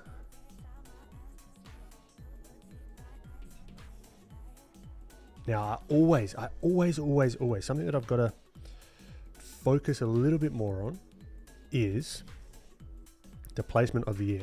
I always do it too far this way, so then like the ear is going to be like sitting here. Doesn't make any sense. I always end up having to shift it back a little bit. So let's start by having it shifted back. All right, really simplified here. Okay, now he's got quite a brow on him, so we can add that. Okay, now we're just taking it step at a time. I'm not getting too sketchy with it. There's times for being sketchy and times for just sneaking up on it, you know? I'm not trying to get a finished thing to begin with. I'm trying to get a little bit of these elements that I'm seeing, like the pokey outiness of his jowl. I guess that's what that's called. Like that part here, I'm seeing. You guys on Instagram can't even see his head. My apologies. Right.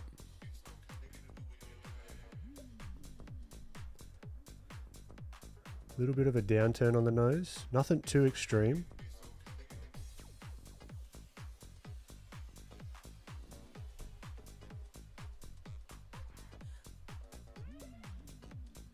Now it's completely up to you how far you want to take this stylization. Okay. Starting off with these landmarks helps. We can do the mask. That's a good little trick, but not really. All these little tricks and hacks and whatever, if they're not based in some sort of Casey Snow Art, thank you very much on Twitch. Appreciate ya.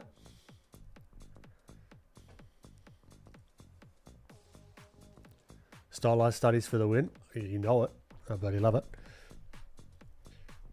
Right, so all these little tips and tricks and hacks, and if they're not based in something, they're kind of useless to me, because those kinds of things tend to fall apart as soon as I want to change something, right? But this little trick, or this little abstraction of like the mask of the face, really helps because it's giving us this part of the skull,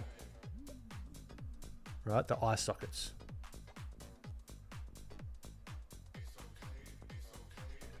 It helps in that way.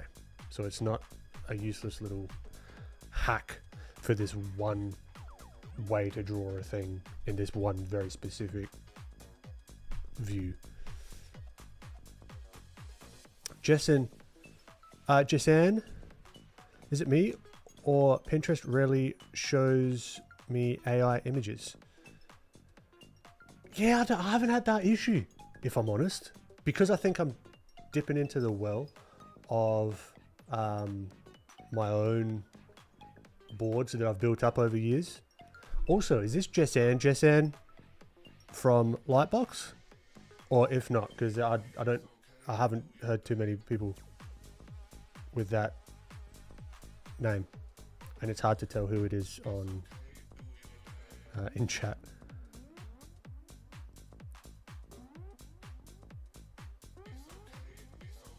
By the way, if you want to get rid of those pesky bots on chat, check out Siri bot. It's easy to set up, free, no download. Oh, legend! Appreciate you, Casey. Yeah, I'm gonna get a lot better at Twitch. Just give me time. I appreciate it, my friend. Thanks for popping in.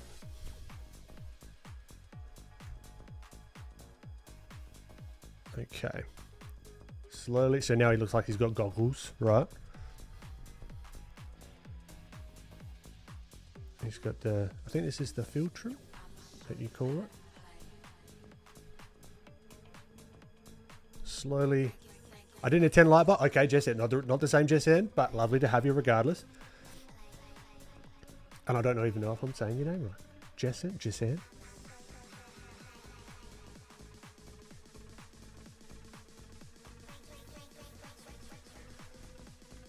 Okay, slowly but surely, kind of creeping up on it, right? Getting a bit of that hairline going, and you can see where that hair line is meant to sort of sit with the jaw. The jaw could almost come out a little bit further because we've made the neck smaller, so we don't have to copy this line here where you see the neck in the background, because we've kind of moved it, we've shifted it, we're inventing shapes. So we've got to invent some other stuff as well to accommodate our changes. Drop the beat. Oh no. What's the music going like? Spiral Hook Fang. I've noticed if you look up layout references, that's where most of the AI pops up. Interesting. I only noticed AI appears on mechanical stuff, like if I search mechs. Interesting, okay.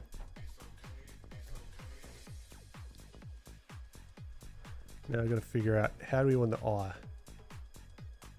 That eye has got to sit somewhere. It's sitting in the socket here. Give the old flip.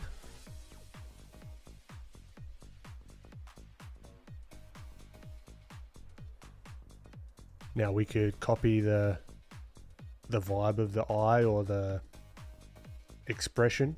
A little bit of the sleepy eye going on. Erase the top. Sleepy eye.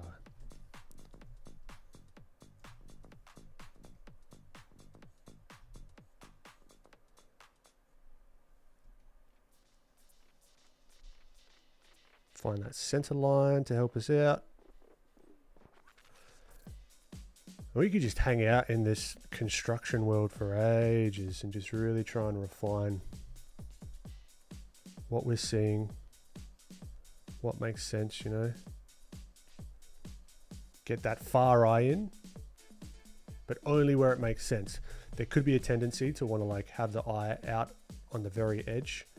That kind of doesn't make too much sense, because if we were to draw a center line here, this eye would be set back, right? Or not a center line, but like a wireframe line, let's say, across the brow.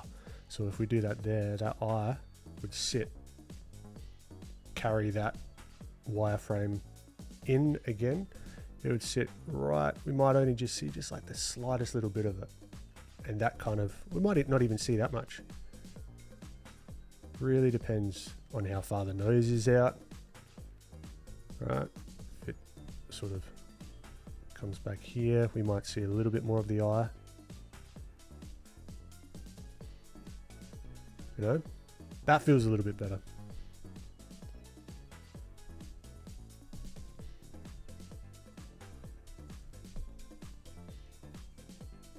Now we got this kind of a gel vibe going on, which we can see is poking out on the other side. Getting a little bit of likeness here, nothing crazy. Yeah, no sweat. Seribot is a Twitch lifesaver when you're first getting started and don't have mods. Legend. I'll have to check it out after stream.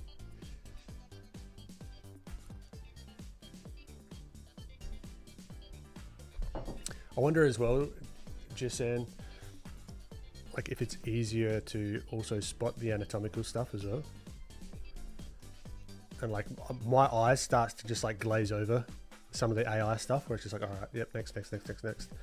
And it's starting to get pretty clear like what is and what isn't. Even like by the lighting, by the poses.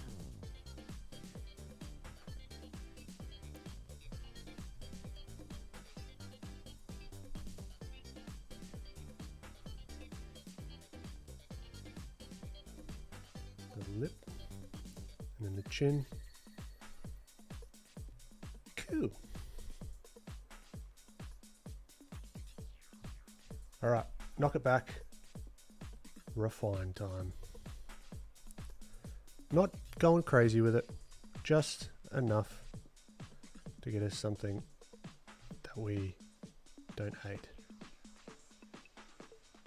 which might not happen, and we've got to be okay with that.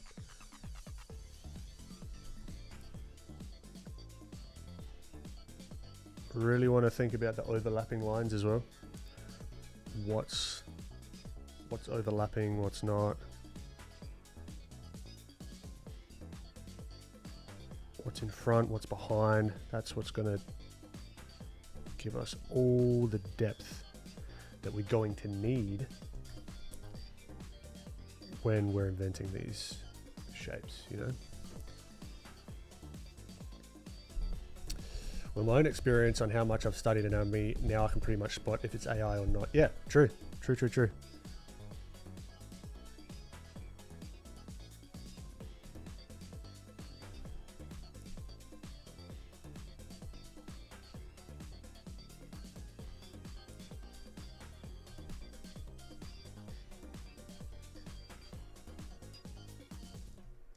Yeah, there could also be a tendency.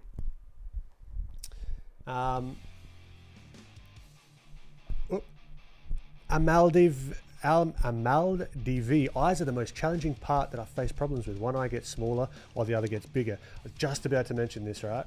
Because the nose, I like to almost imagine the nose not being there. Bugger off the nose. Doesn't need to be there right now.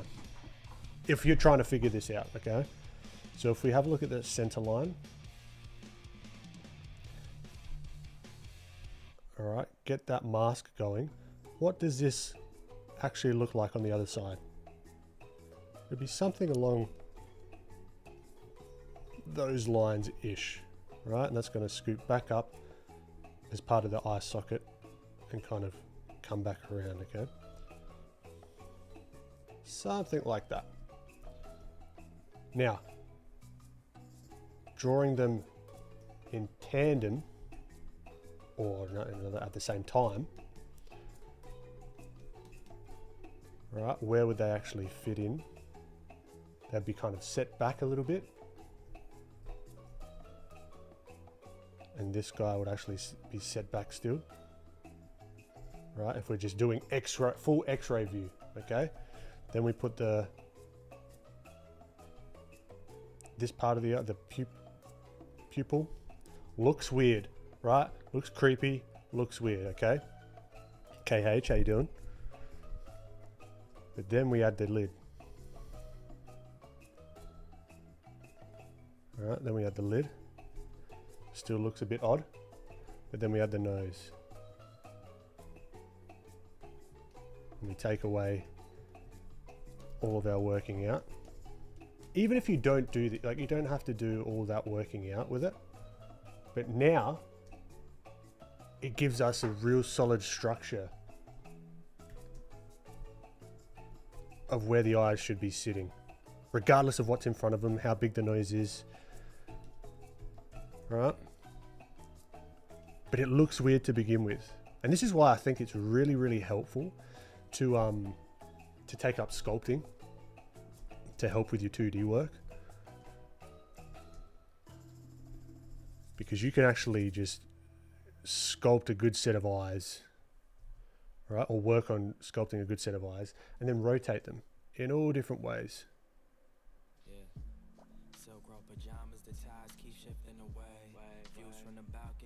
Right, and they kind of fit into place. There's no guesswork, or there's little guesswork.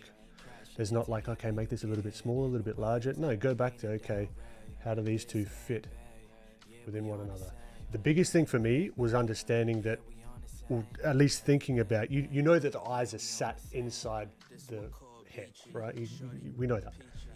But actually thinking about that when I'm drawing, and not thinking about them as just like circles flat on like a plane. Right, they're not that. This differentiation between these two just was like a big like aha moment for me, like, oh, okay, cool. Like, because we're doing cartoony eyes, right? You would think, okay, they're kind of like flat, but no, if they were flat, then that's just going to be like that. That's going to be like that. That's there. I mean, those eyes kind of looked a bit off. All right, they look okay, but if you want to get some volume with your eyes, you've got to think about that wrap around the eyes as a sphere and how they work together. Right? Hopefully that makes sense, or I'm just rambling. Who knows? 44th, great to have you back. No worries, my friend. Thanks for popping in. Spiral Hook Fang, thank you so much. Though color and shade, I appreciate it. Thank you.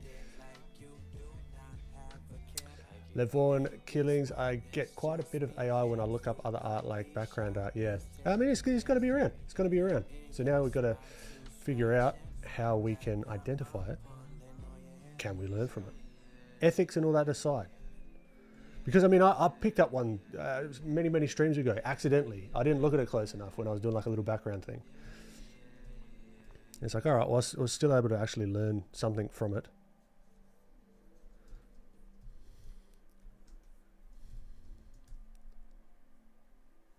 Right, so we've got the jowl. Let's get some of this working out away.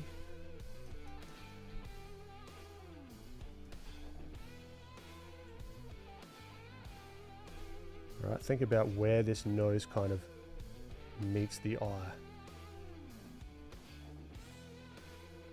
We might have a little bit of this line here, the eye line. Ryan, Ben, if my drawing style is not consistent, does it mean I should draw more? I mean, probably yes. Just any question about getting better, should I draw more? At a high level, yes, but all right, let's go further. I seem to change when different drawing things give me different vibes and feelings. Well, it depends what you're like. If you're exploring a style, there's nothing wrong with that. I'll mess around with different styles, you know? Like, this is kind of riding that line of a more quote unquote realistic or 3D caricature, although I'm not that's not kind of my vibe, like the caricature kind of thing, but it's closer to real life than not. But then sometimes when I draw like characters in different positions, let's say this next coming out here, blah blah blah blah blah, it is like running or whatever, I could just like do these like real shorthand kind of style. I'm not opposed to that at all. I actually quite like it. You know, or I'll do somewhere in between this and that. Right? Or I'll do something completely different. Nothing wrong with that. Explore them. Like, and as you draw more, you'll find what you like more, what resonates with you, what makes sense. And that's just going to then naturally turn into your style. I don't even know what my, like, I just say stylized, but I don't necessarily want to have the same, like in 10 years time. I don't want my stuff to look the same as it does now. I mean, from 2 years ago, my stuff looks kind of like a lot different because my influences have changed. My mediums have changed. I've been doing a lot more traditional stuff, you know?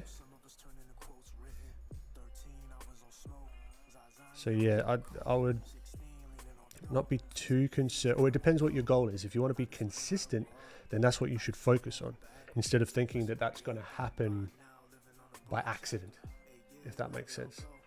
Consistency, I think, for me comes with, I like the way that this ear, or this way of doing is, feels when I draw it. I'm going to do that more often. And then just by default, sometimes that then comes out in all my characters, and then that's like, okay, that's how I draw my ears at this point in time.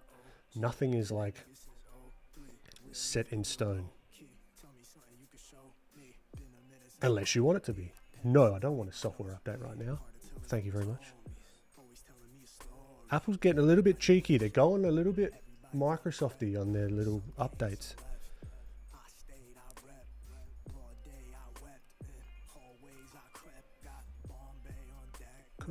Cool. But this is just more of a, this isn't what, like a final stylized character I think I would want to do. This is more for like learning. Let's find these shapes. Let's explore the forms. How can we push and pull stuff a little bit or enough to get the idea across and still have it read as this guy. And then a good exercise would be, all right, how do we push it further? How do we simplify it even more? All right. Do we lengthen the face even more? You know, do we do bigger nose, simplified eyes? Like, we can just keep going and going and going and going and going, or we push it back the other way. That's the fun of it.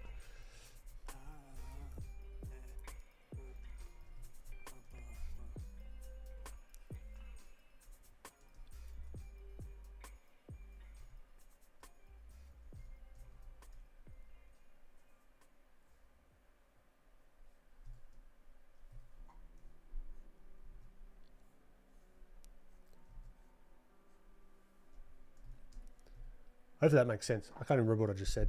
I ramble a little bit sometimes for those that are new here, so my apologies.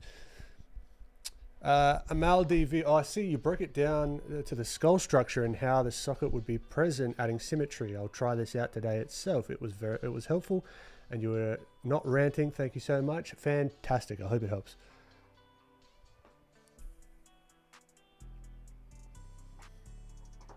And FYI, my layout class professor discovered a way to sift through the AI pictures. Either add at the beginning of the search no AI, or no AI with a slash or colon and then your subject that you want to find. Interesting. That's a nice little tip. Good one, Spiral.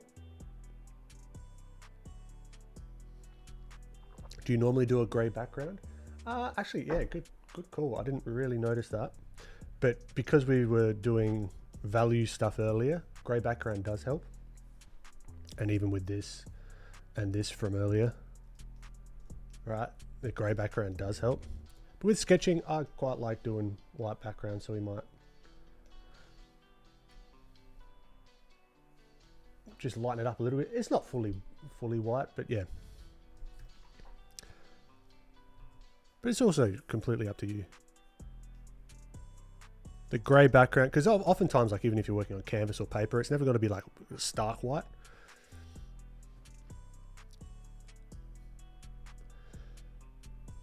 Aniruda. My apologies for butchering your name. Ben, do you see drawing and painting as two separate things? Oof, philosophical.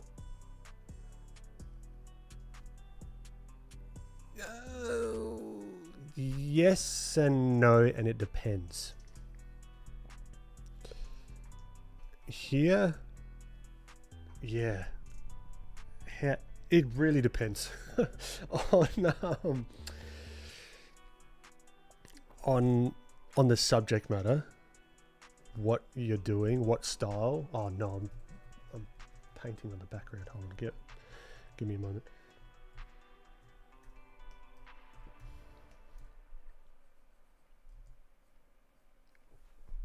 So at the moment I'm like drawing, right? And I can intellectualize and say, yeah, this is a quote unquote drawing. It's structural. But when I'm painting as well, I think very similarly.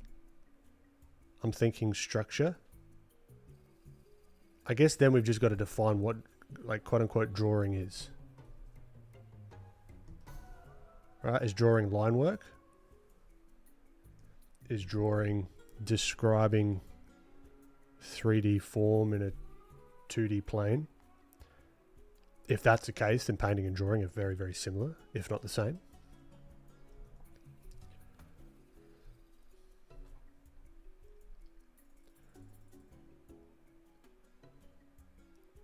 I probably should know that, but can't remember if it's just always grey. No, it's not always grey. It's not always grey.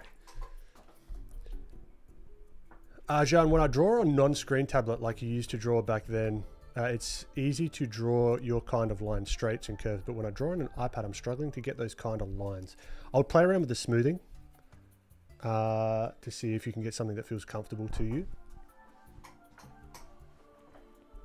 Because that's just going to be a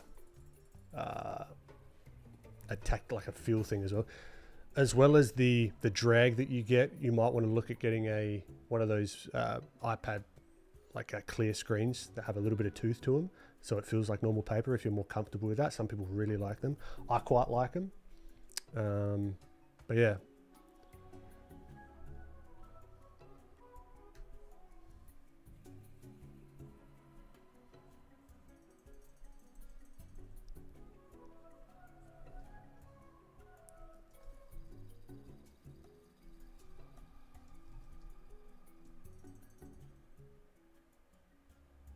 I find a background helps with values than just white, but that's just me. 1000% Lana. Yeah, that's why I do the grey.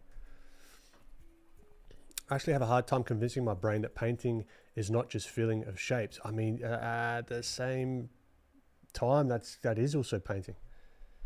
But I mean, you could also think that drawing is the creation of those shapes potentially without feeling them. But as soon as I start doing this, I'm feeling shapes. It's just how you do it. And if I was going to shade this and get all the shadows and everything and really knock this out as like a quote unquote drawing, that is where I see it most closely relating to painting.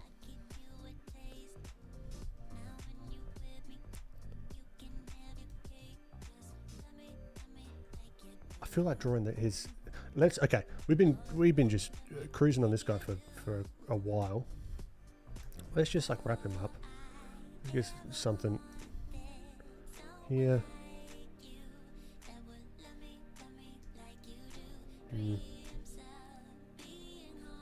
I have the urge to draw the skull underneath him.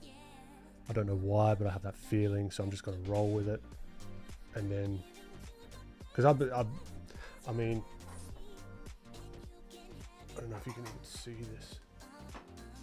Like that's, like these are like my dev notes. And a gaggle of skulls. That's my go-to now, is just drawing like skulls. Because they just help so much with, oh my goodness, I'm almost at the end of the sketchbook. That's a first. But yeah, just even with all the coffee stains included, but just like little characters and then figuring out their skulls at the the same time. Like, skulls are wicked. So useful. Would you ever do a Procreate stream? Yeah, for sure. Do you have any exercises you'd recommend to improve shape, language? I'm trying to improve my character art. Coming from a mostly creature art illustration background, but want to be more well-rounded. Exercise, I guess, if you're not already, get a bunch of style reference, because it's like shape, language. It depends what you like. What's going to be beneficial to you, you know? And then trying to figure out or reverse engineer how those people do that. Easier said than done. But that's what I like to do. There's no like one particular exercise. I mean, there is this exercise of just like random shape. All right. Random shape. And then another random shape. Fit a face in there. Right? How do you do that? Well, we could think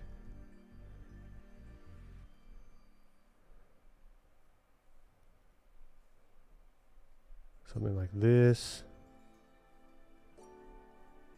Right? So it kind of gets you out of your typical way of thinking. You know, you could break out of the shape a little bit, whatever.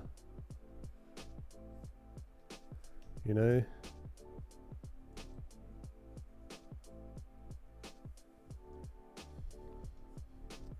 There, and then here, it's like, alright, more like this kind of deal.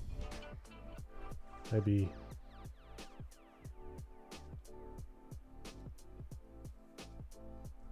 like tiny eyes or something.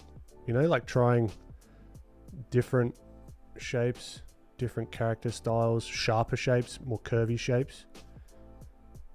You know, the head, that whole shape might encapsulate a hairstyle more so than anything.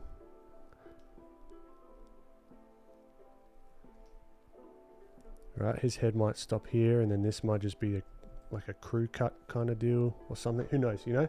But doing that can help. Even just like a little warm-up is kind of fun to do.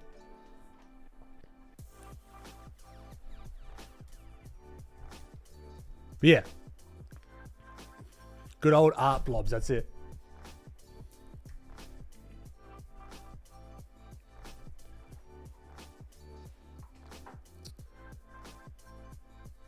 Using different backgrounds can help with getting the right values or colors. When I'm painting, I use darker backgrounds because I get too bright when I'm using a light or white background. Yeah, it's a good tip. Try different backgrounds, different values. And when you're doing studies as well, different types of studies will help, like different lighting scenarios, really dark, maybe nighttime scenes or in shadow. All right, so just doing a little bit of skull work.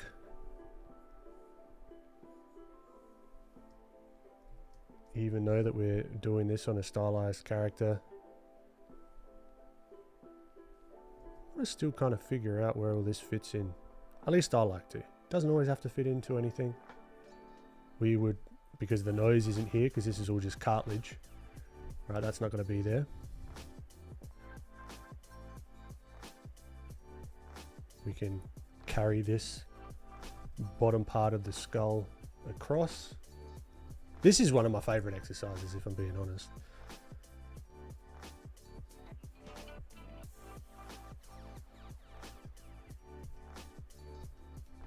All right, get the jaw. And you can kind of discover the skull. It's like, all right, what would this character be? Which is everything stripped back. And then you can go a step further if you want to learn the muscles of the face. Layer that on top, you know.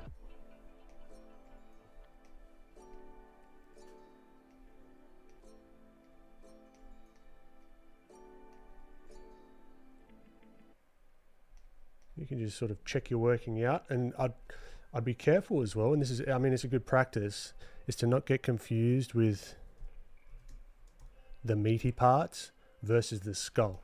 All right, so it forces you to think through. Think through some stuff. For example, here you might think that the skull, the teeth, or the tooth cylinder, if we're getting all fancy schmancy, would come all the way out here. It just like follows the line. But this, all this, is just meat, right? So we got to think about, okay, what is that meat wrapping around? It's going to be the teeth.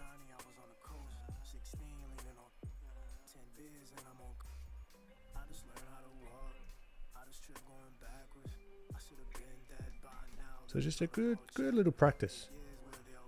It's training on hard mode. Definitely, it's not easy. But this is a good way to get good fast, I think.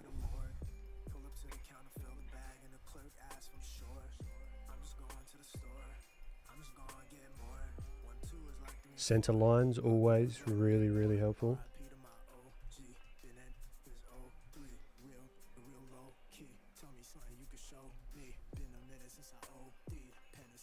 Teeth, teeth, teeth, teeth, teeth, teeth, teeth.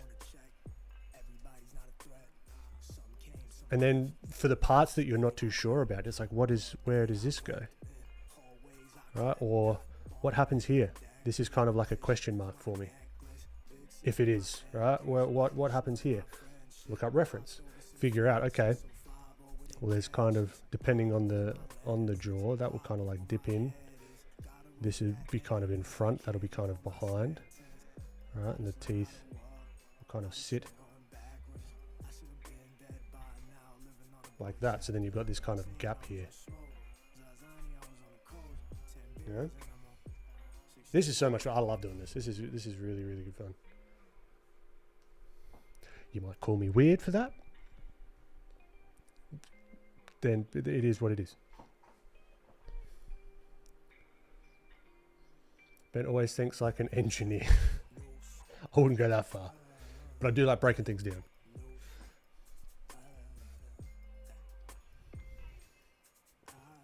Also, another problem is that the traditional medium of pencil feels totally different from paintbrush. I used to sketch very loosely with quick mark making, but in painting it's totally opposite. I would push back on that.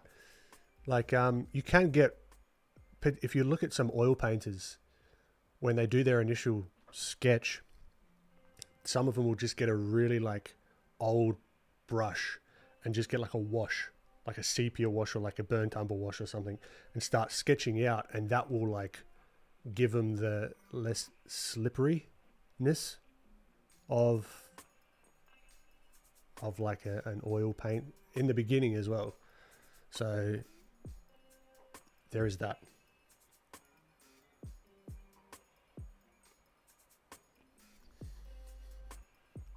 So that painting practice comes during the drawing phase and ruins the dynamism of drawing.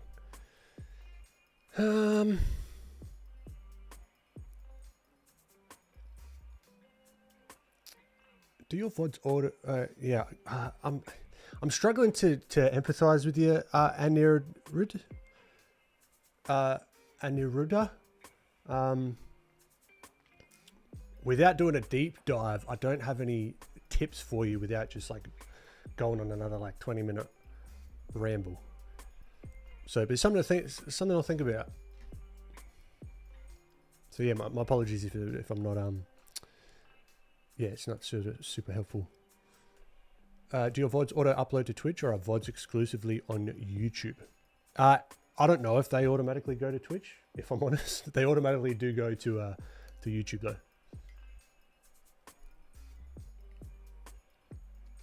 Mr. Awada, it's so easy for you and so hard for all. It's not. The ideas are simple. The execution isn't easy. The idea is draw the skull underneath the face. I mean, the face has got to be on top of a skull. The execution is tricky. But you saw, like in my sketchbook, I do this all the time.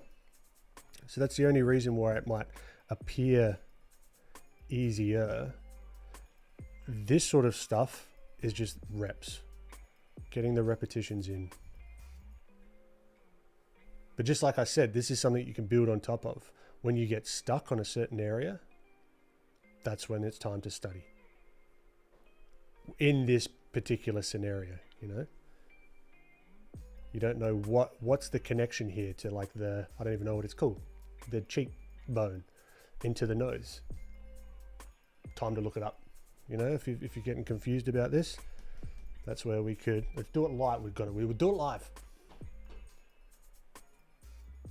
Skull.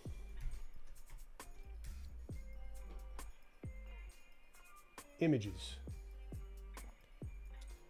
Let's go. So it's also tricky as well trying to get like a good skull. Let's go boneclones.com. Bone Clones is great. I really enjoy this website. Right. Highly recommend it for just study. Human anatomy, human skulls. All right, all human skulls.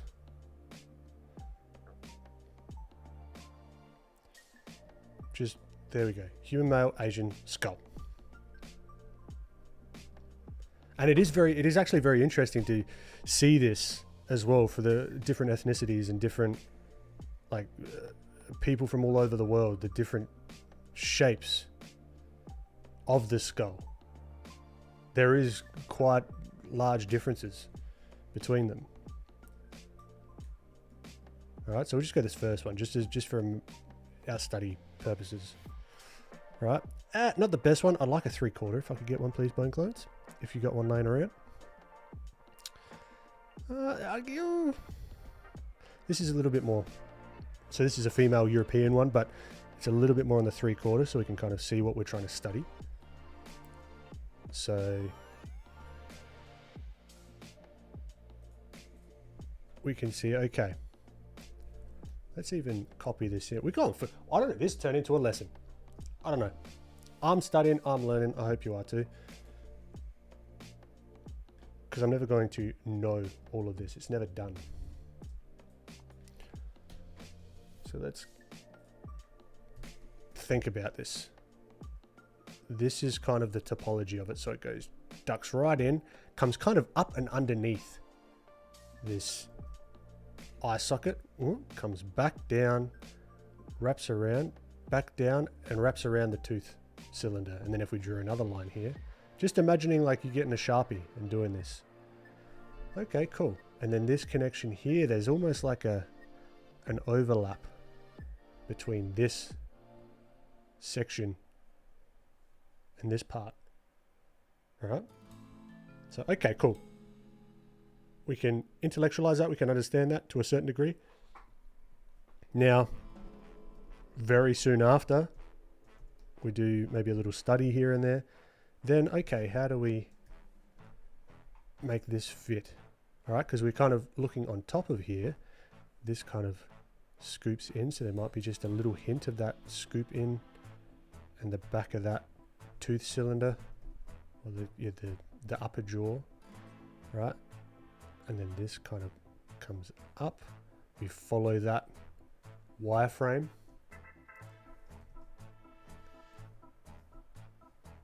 All right, and it kind of connects in like that. And then this is sort of like a scooped in kind of vibe. All right, so this is the ledge here. This might even come down a little bit. Again, oh my God, I'm on the wrong layer. Of course I am. But yeah, so this is how I'd go about studying a very specific thing if I'm stuck, which I often am. So you guys got to keep in mind as well, these streams are this is like chill time for me. This isn't displaying my thought process, like everything about my thought process or the exact way that I study any particular thing. This is honestly the only time I've had to do any drawing in the last like couple of months. So again, I thank you guys for letting me do this because this is awesome. I'm having fun. I think the biggest turning point in my young art career was the realization that you never arrive but are always learning. True. And that's with everything. You ever use a ref of someone and keep the gist the same, but after the jaw, changing someone from the mouth closed to speaking? Use a ref of someone, keep the gist the same, but... Oh yeah, I'll mess around with like the jaw opening, try and like figure out the... Like, because there's one thing, the jaw opening, but then you got to think about the shape of the mouth and how that'll work. And then I'll get like another reference of someone else's mouth open and then do it on that character. Yeah, 100%. Fat Cappy, how you doing? Great to have you. JR, welcome back. How do I watch tutorial and follow along with a single monitor? Any trick to do it?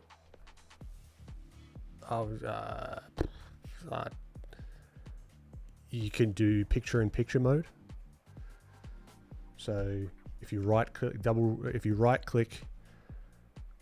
on a YouTube video, depending on your browser, you can do picture-in-picture mode. So then you can close the browser and then you can just have that video up in the corner. There's that. We're getting all the tips today. So if I go to YouTube and let's say, so here, I mean, single monitor setup, like I like this. What you're seeing here is pretty much what I'll use. I've got like 1, 2, 3, 4 monitors in total, right? But this is just because I'm streaming. But let's say here, you go slews. Nah, bugger off. You can now find your dream car and access special Blah, blah, offers blah, through but I'll watch it. CommBank. And when you apply for a car loan online, 'Cause you'll it's get slow. a response in 60 seconds. Get the ad Search revenue. cars in the Go on. CommBank app. This is your brain when you're 2 of struggling 2. to Get the ad focus. revenue. And this is your Go, go, brain go, go, go. when you're in the zone. But getting in the zone and staying there, that feels more like The work than 0.00 something whatever you of a cent So that's why we that he made gets. Brain FM. It's like a do not disturb setting. Hurry up, I'm not going to use your thing. And it gets you focused in just 5 minutes. Focus. Using Alright, science, skip. traditional art school, Okay, so if I come here, you can... here, if I'm on Firefox, but you can hit this button. Picture in picture. Alright, so now, this will always stay on top of everything. So then if Slew's going through something and he's got like a cool point that he's making or whatever, To use my site as a landing Right. page for my art courses like I you talked can then like about. scale that up, Squarespace scale it has down, a full set of e-commerce pause it. tools. little trip, little tick, no, fuck, a little tip for, I don't know if that's helpful or not, but it's a very specific question. So, Foxify Plus add-on crop extension for Chrome do the trick beautiful. Oh, yeah, I've got no idea about that. Picture in picture, I mean, Ben quite...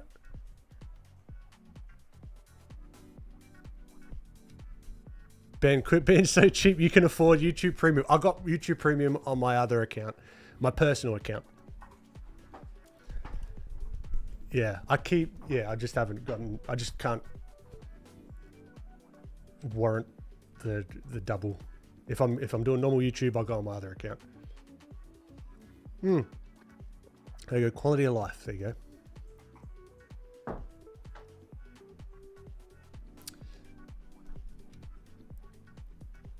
Casey Snowart, I gotta go into lurk mode, but it was lovely to meet you too.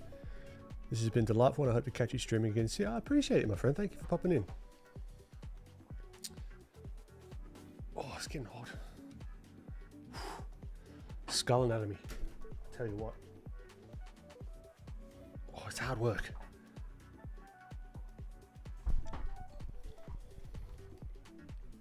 Okay. Plus, I'm pretty sure all these monitors and this Cintiq is like a mini heater. So it's going to be fantastic in winter. But at the moment, not so much. Okay, where were we? Skull. Are we on the same layer? Nice. Cool. Alright, so we want to kind of carry this through. This could potentially be knocked back even more. Right, so if we center line this, even imagine a string going straight down, right, between the gap here. Straight down to to the middle of this part. Take that back, and then take this one back. In perspective, it'd probably be more like that. I'm pretty sure. Maybe. Who knows? I could be completely wrong. That feels a little bit better to me. Right, and we're not going to see any of this on this side. Really. All of this is going to be hidden behind here because it's in perspective. So we've got a nice opportunity for that T line right here to show that this nose hole is in front of this cheekbone. T line. Such a lifesaver.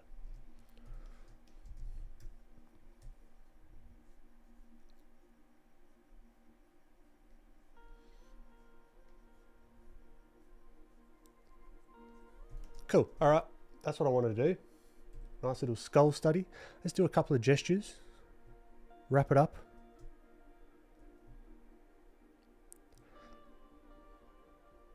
Come on. Cool.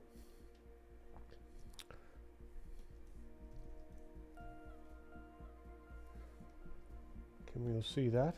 Nice. Instagram cannot. So there you go. Alright. So I see if I can... Sometimes I won't start with the head. We might go real sketchy with this one. More like Disney animatory kind of vibe where they're like very, very sketchy, trying to figure out where these volumes are.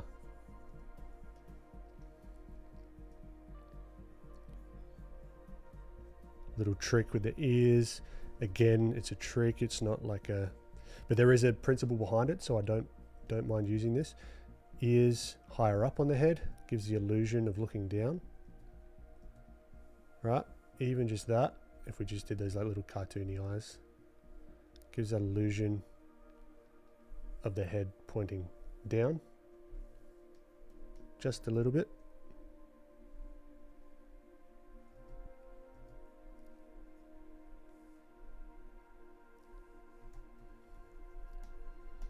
And if we actually put the nose in, head down, neck is off this way a little bit, which is nice. And then because we're so sketchy with it, we might want to knock it back a little bit sooner than we did the other one. And then this is coming towards us in like a cool kind of foreshortened way. Doesn't look great to begin with, but this is our base.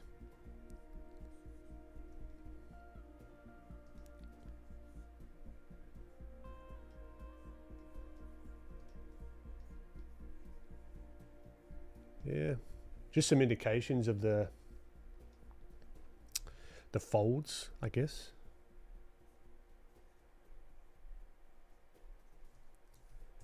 Let's redo this head. Not a fan. Not a fan.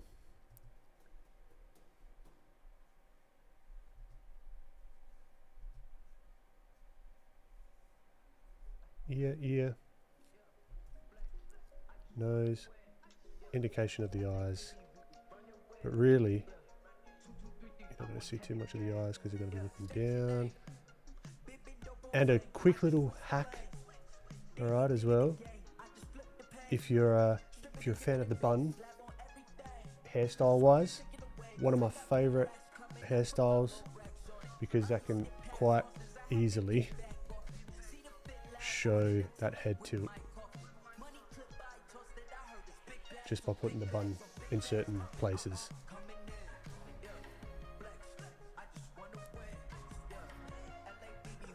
Right. Little gesture.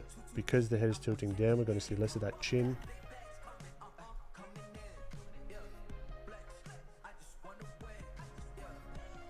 Got quite a long neck I've given her, but that's fine. Nothing wrong with a long neck. Cool. Boom, boom, boom.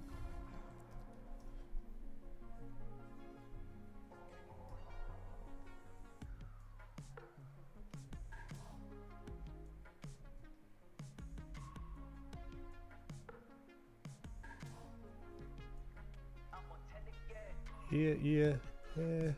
No.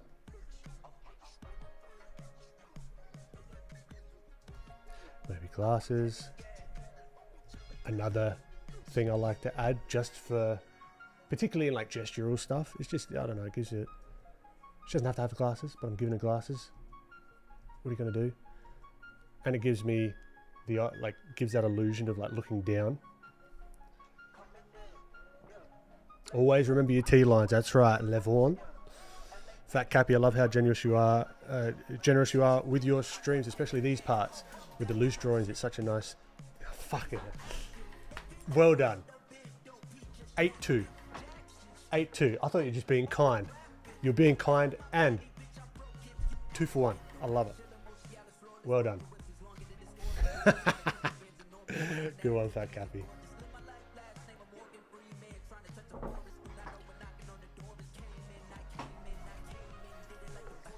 You cheeky bugger. I've sent my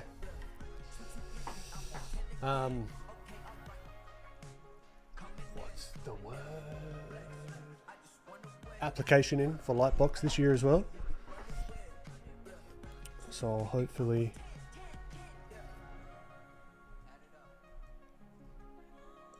fingers crossed, you never know.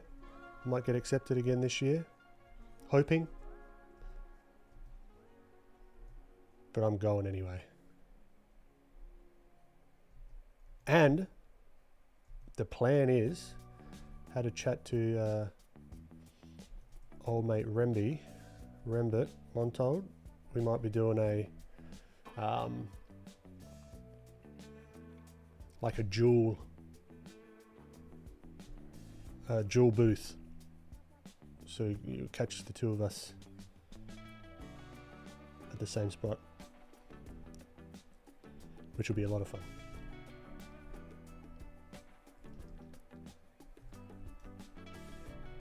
But I'm counting the seconds, man, until I can get back there.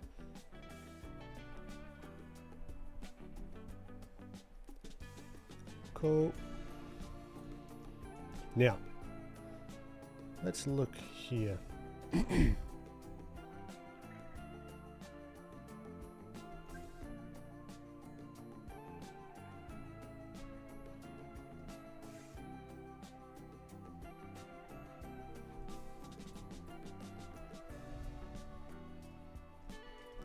Because the eyes are facing downwards, they kind of look like they're closed-ish.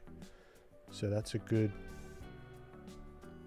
little landmark we can use to sell that illusion even more, you know. Still want to keep in mind the distance between the eyes and the brows.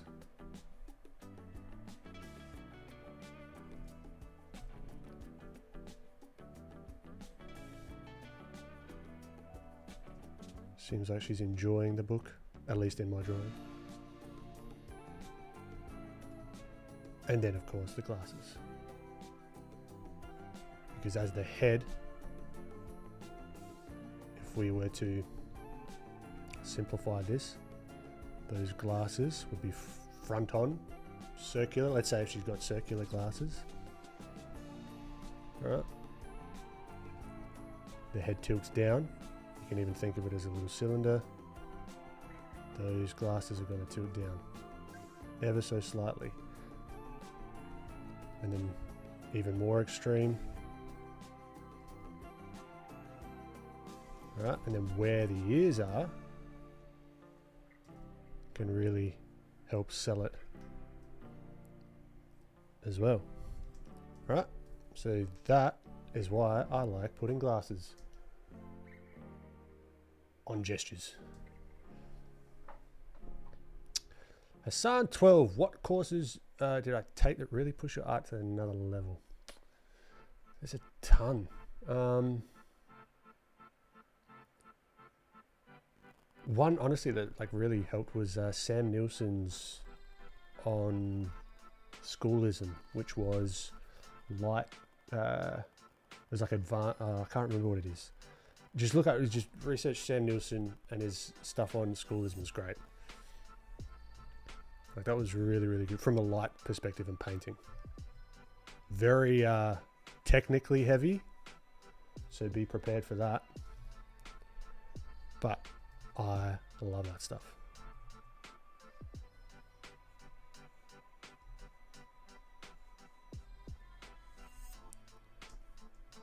Fundamentals of lighting. There you go, Fat Cappy. Thank you.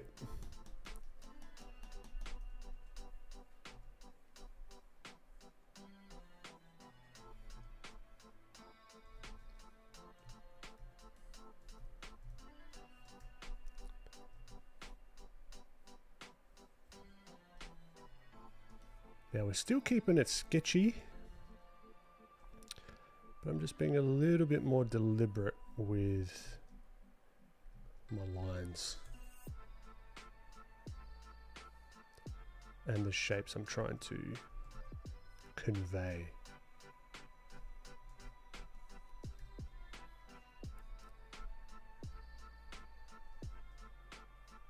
And again, if you're not already, highly recommend get a felt tip pen, get a brush pen, get any pen, a fountain pen if you're feeling fancy, and get a sketchbook.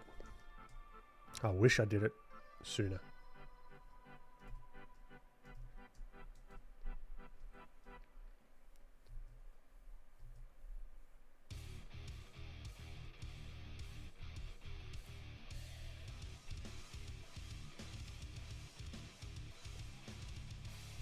Alright, so this shoe is going to be coming towards us. I'm going to take that into account. Laces, can't really see them, but we can imagine. There's a bit of foreshortening there, which can be pretty tricky.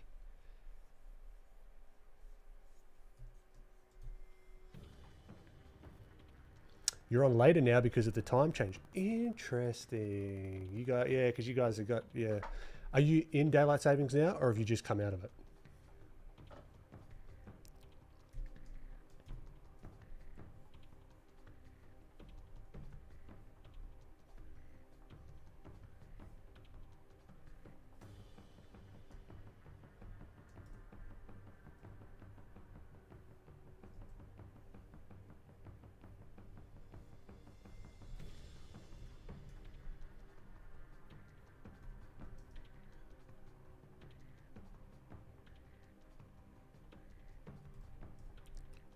Book page here, simple shape, simple shape.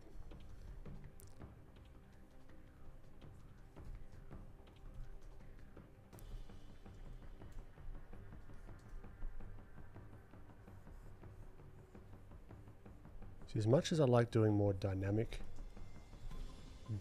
poses and that kind of thing with my characters, this stuff I enjoy almost just as much.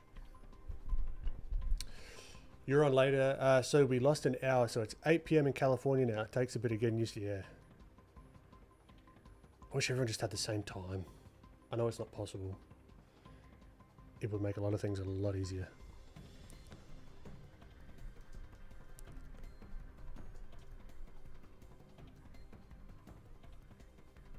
But just like we were doing with the car early on, with these really like blocked in shapes, we can do something similar here. Here, like particularly with the shadow here, just really like ground it.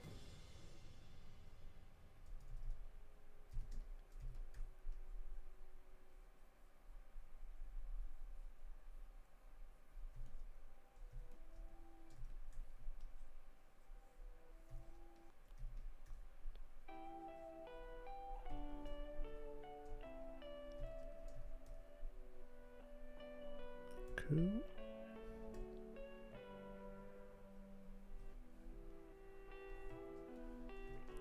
All right.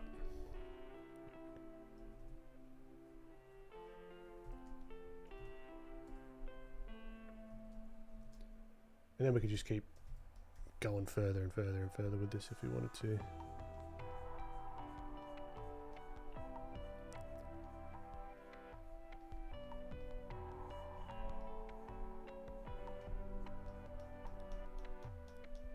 And we can give the illusion of light very quickly. Like, kind of give a little bit of like the shiny hair kind of thing. And that's all just like studying a little bit more about the penmanship, the inking stuff.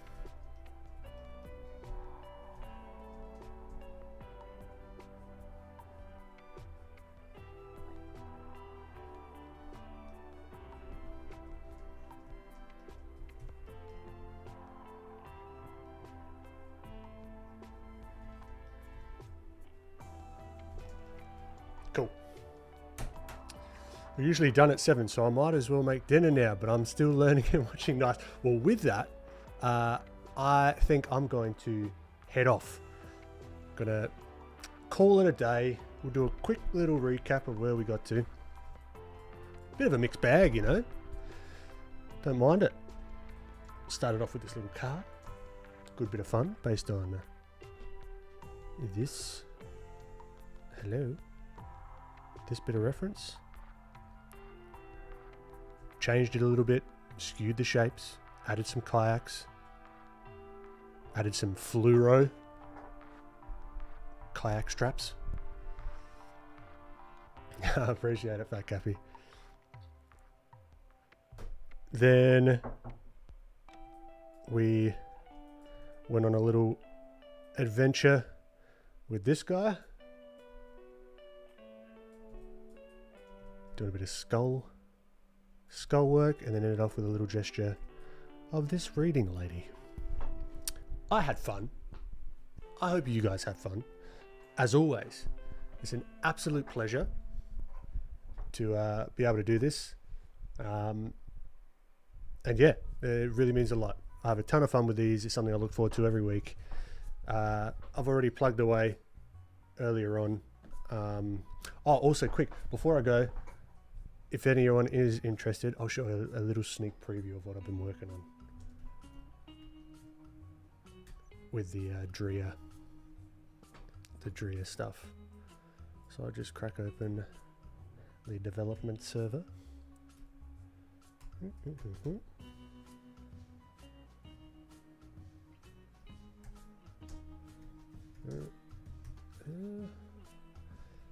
Cool. Local host. No.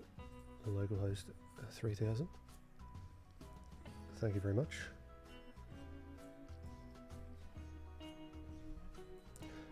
Now, still very slow because we're in development mode.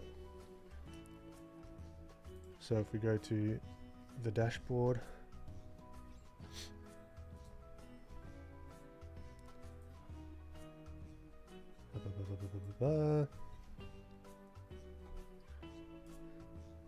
select the test version,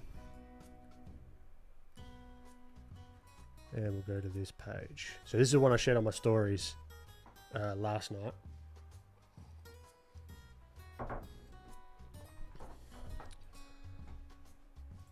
Which I've been able to get the commenting working quite nicely. So we've got like video upload. So this is a native, so this isn't YouTube. This is like a native like upload to Drea. Here's a little sneak preview of one of the, what are values? All right. But if I come here, we've got like a nice little look at our comments. You have the ability now to hide all the comments, because the idea is you're going to get a bunch of feedback and then be able to almost beta test the course content. So that can get a little bit crazy. So you can see all the comments and stuff that I've tested here, but you can like jump to the comments. All right, you can comment on anything.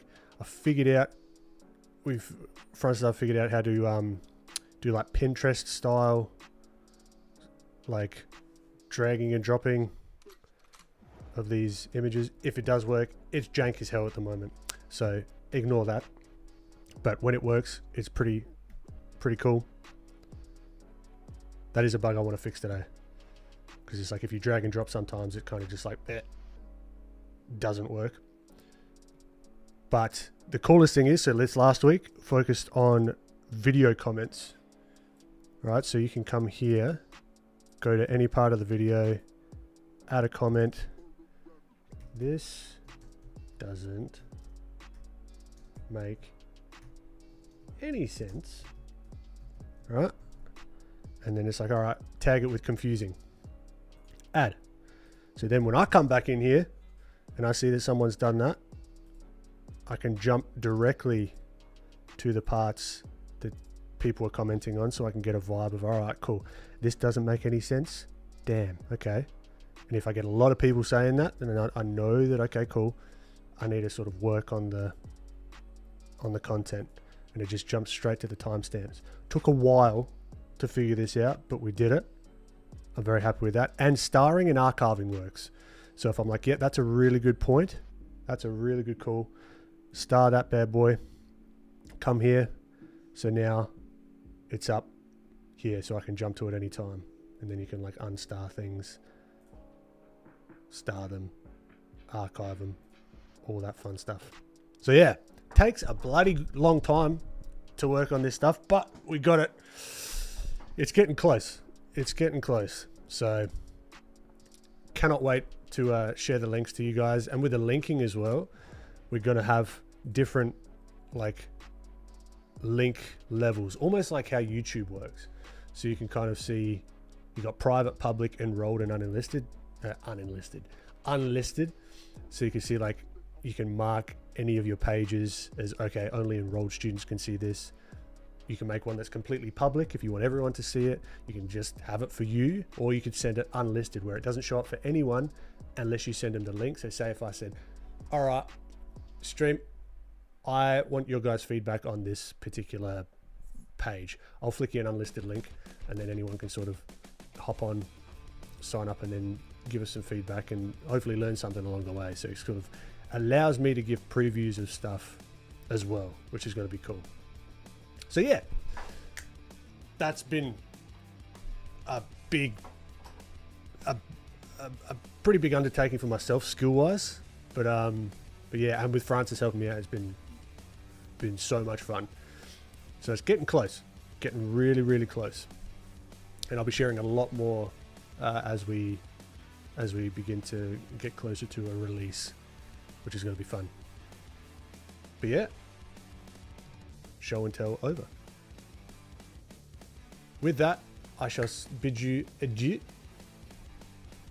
and I'll catch you same time, 10:45 Australian Central Daylight Time, ACDT, and I believe now it's going to be 3:30 p.m. PST. I'm pretty sure around that time. I post a little. I'm going live soon on my Instagram, YouTube, all that fun stuff. And yeah, I shall catch you all in the next one. Have a great rest of your week. I need something to eat. All right. Bye-bye.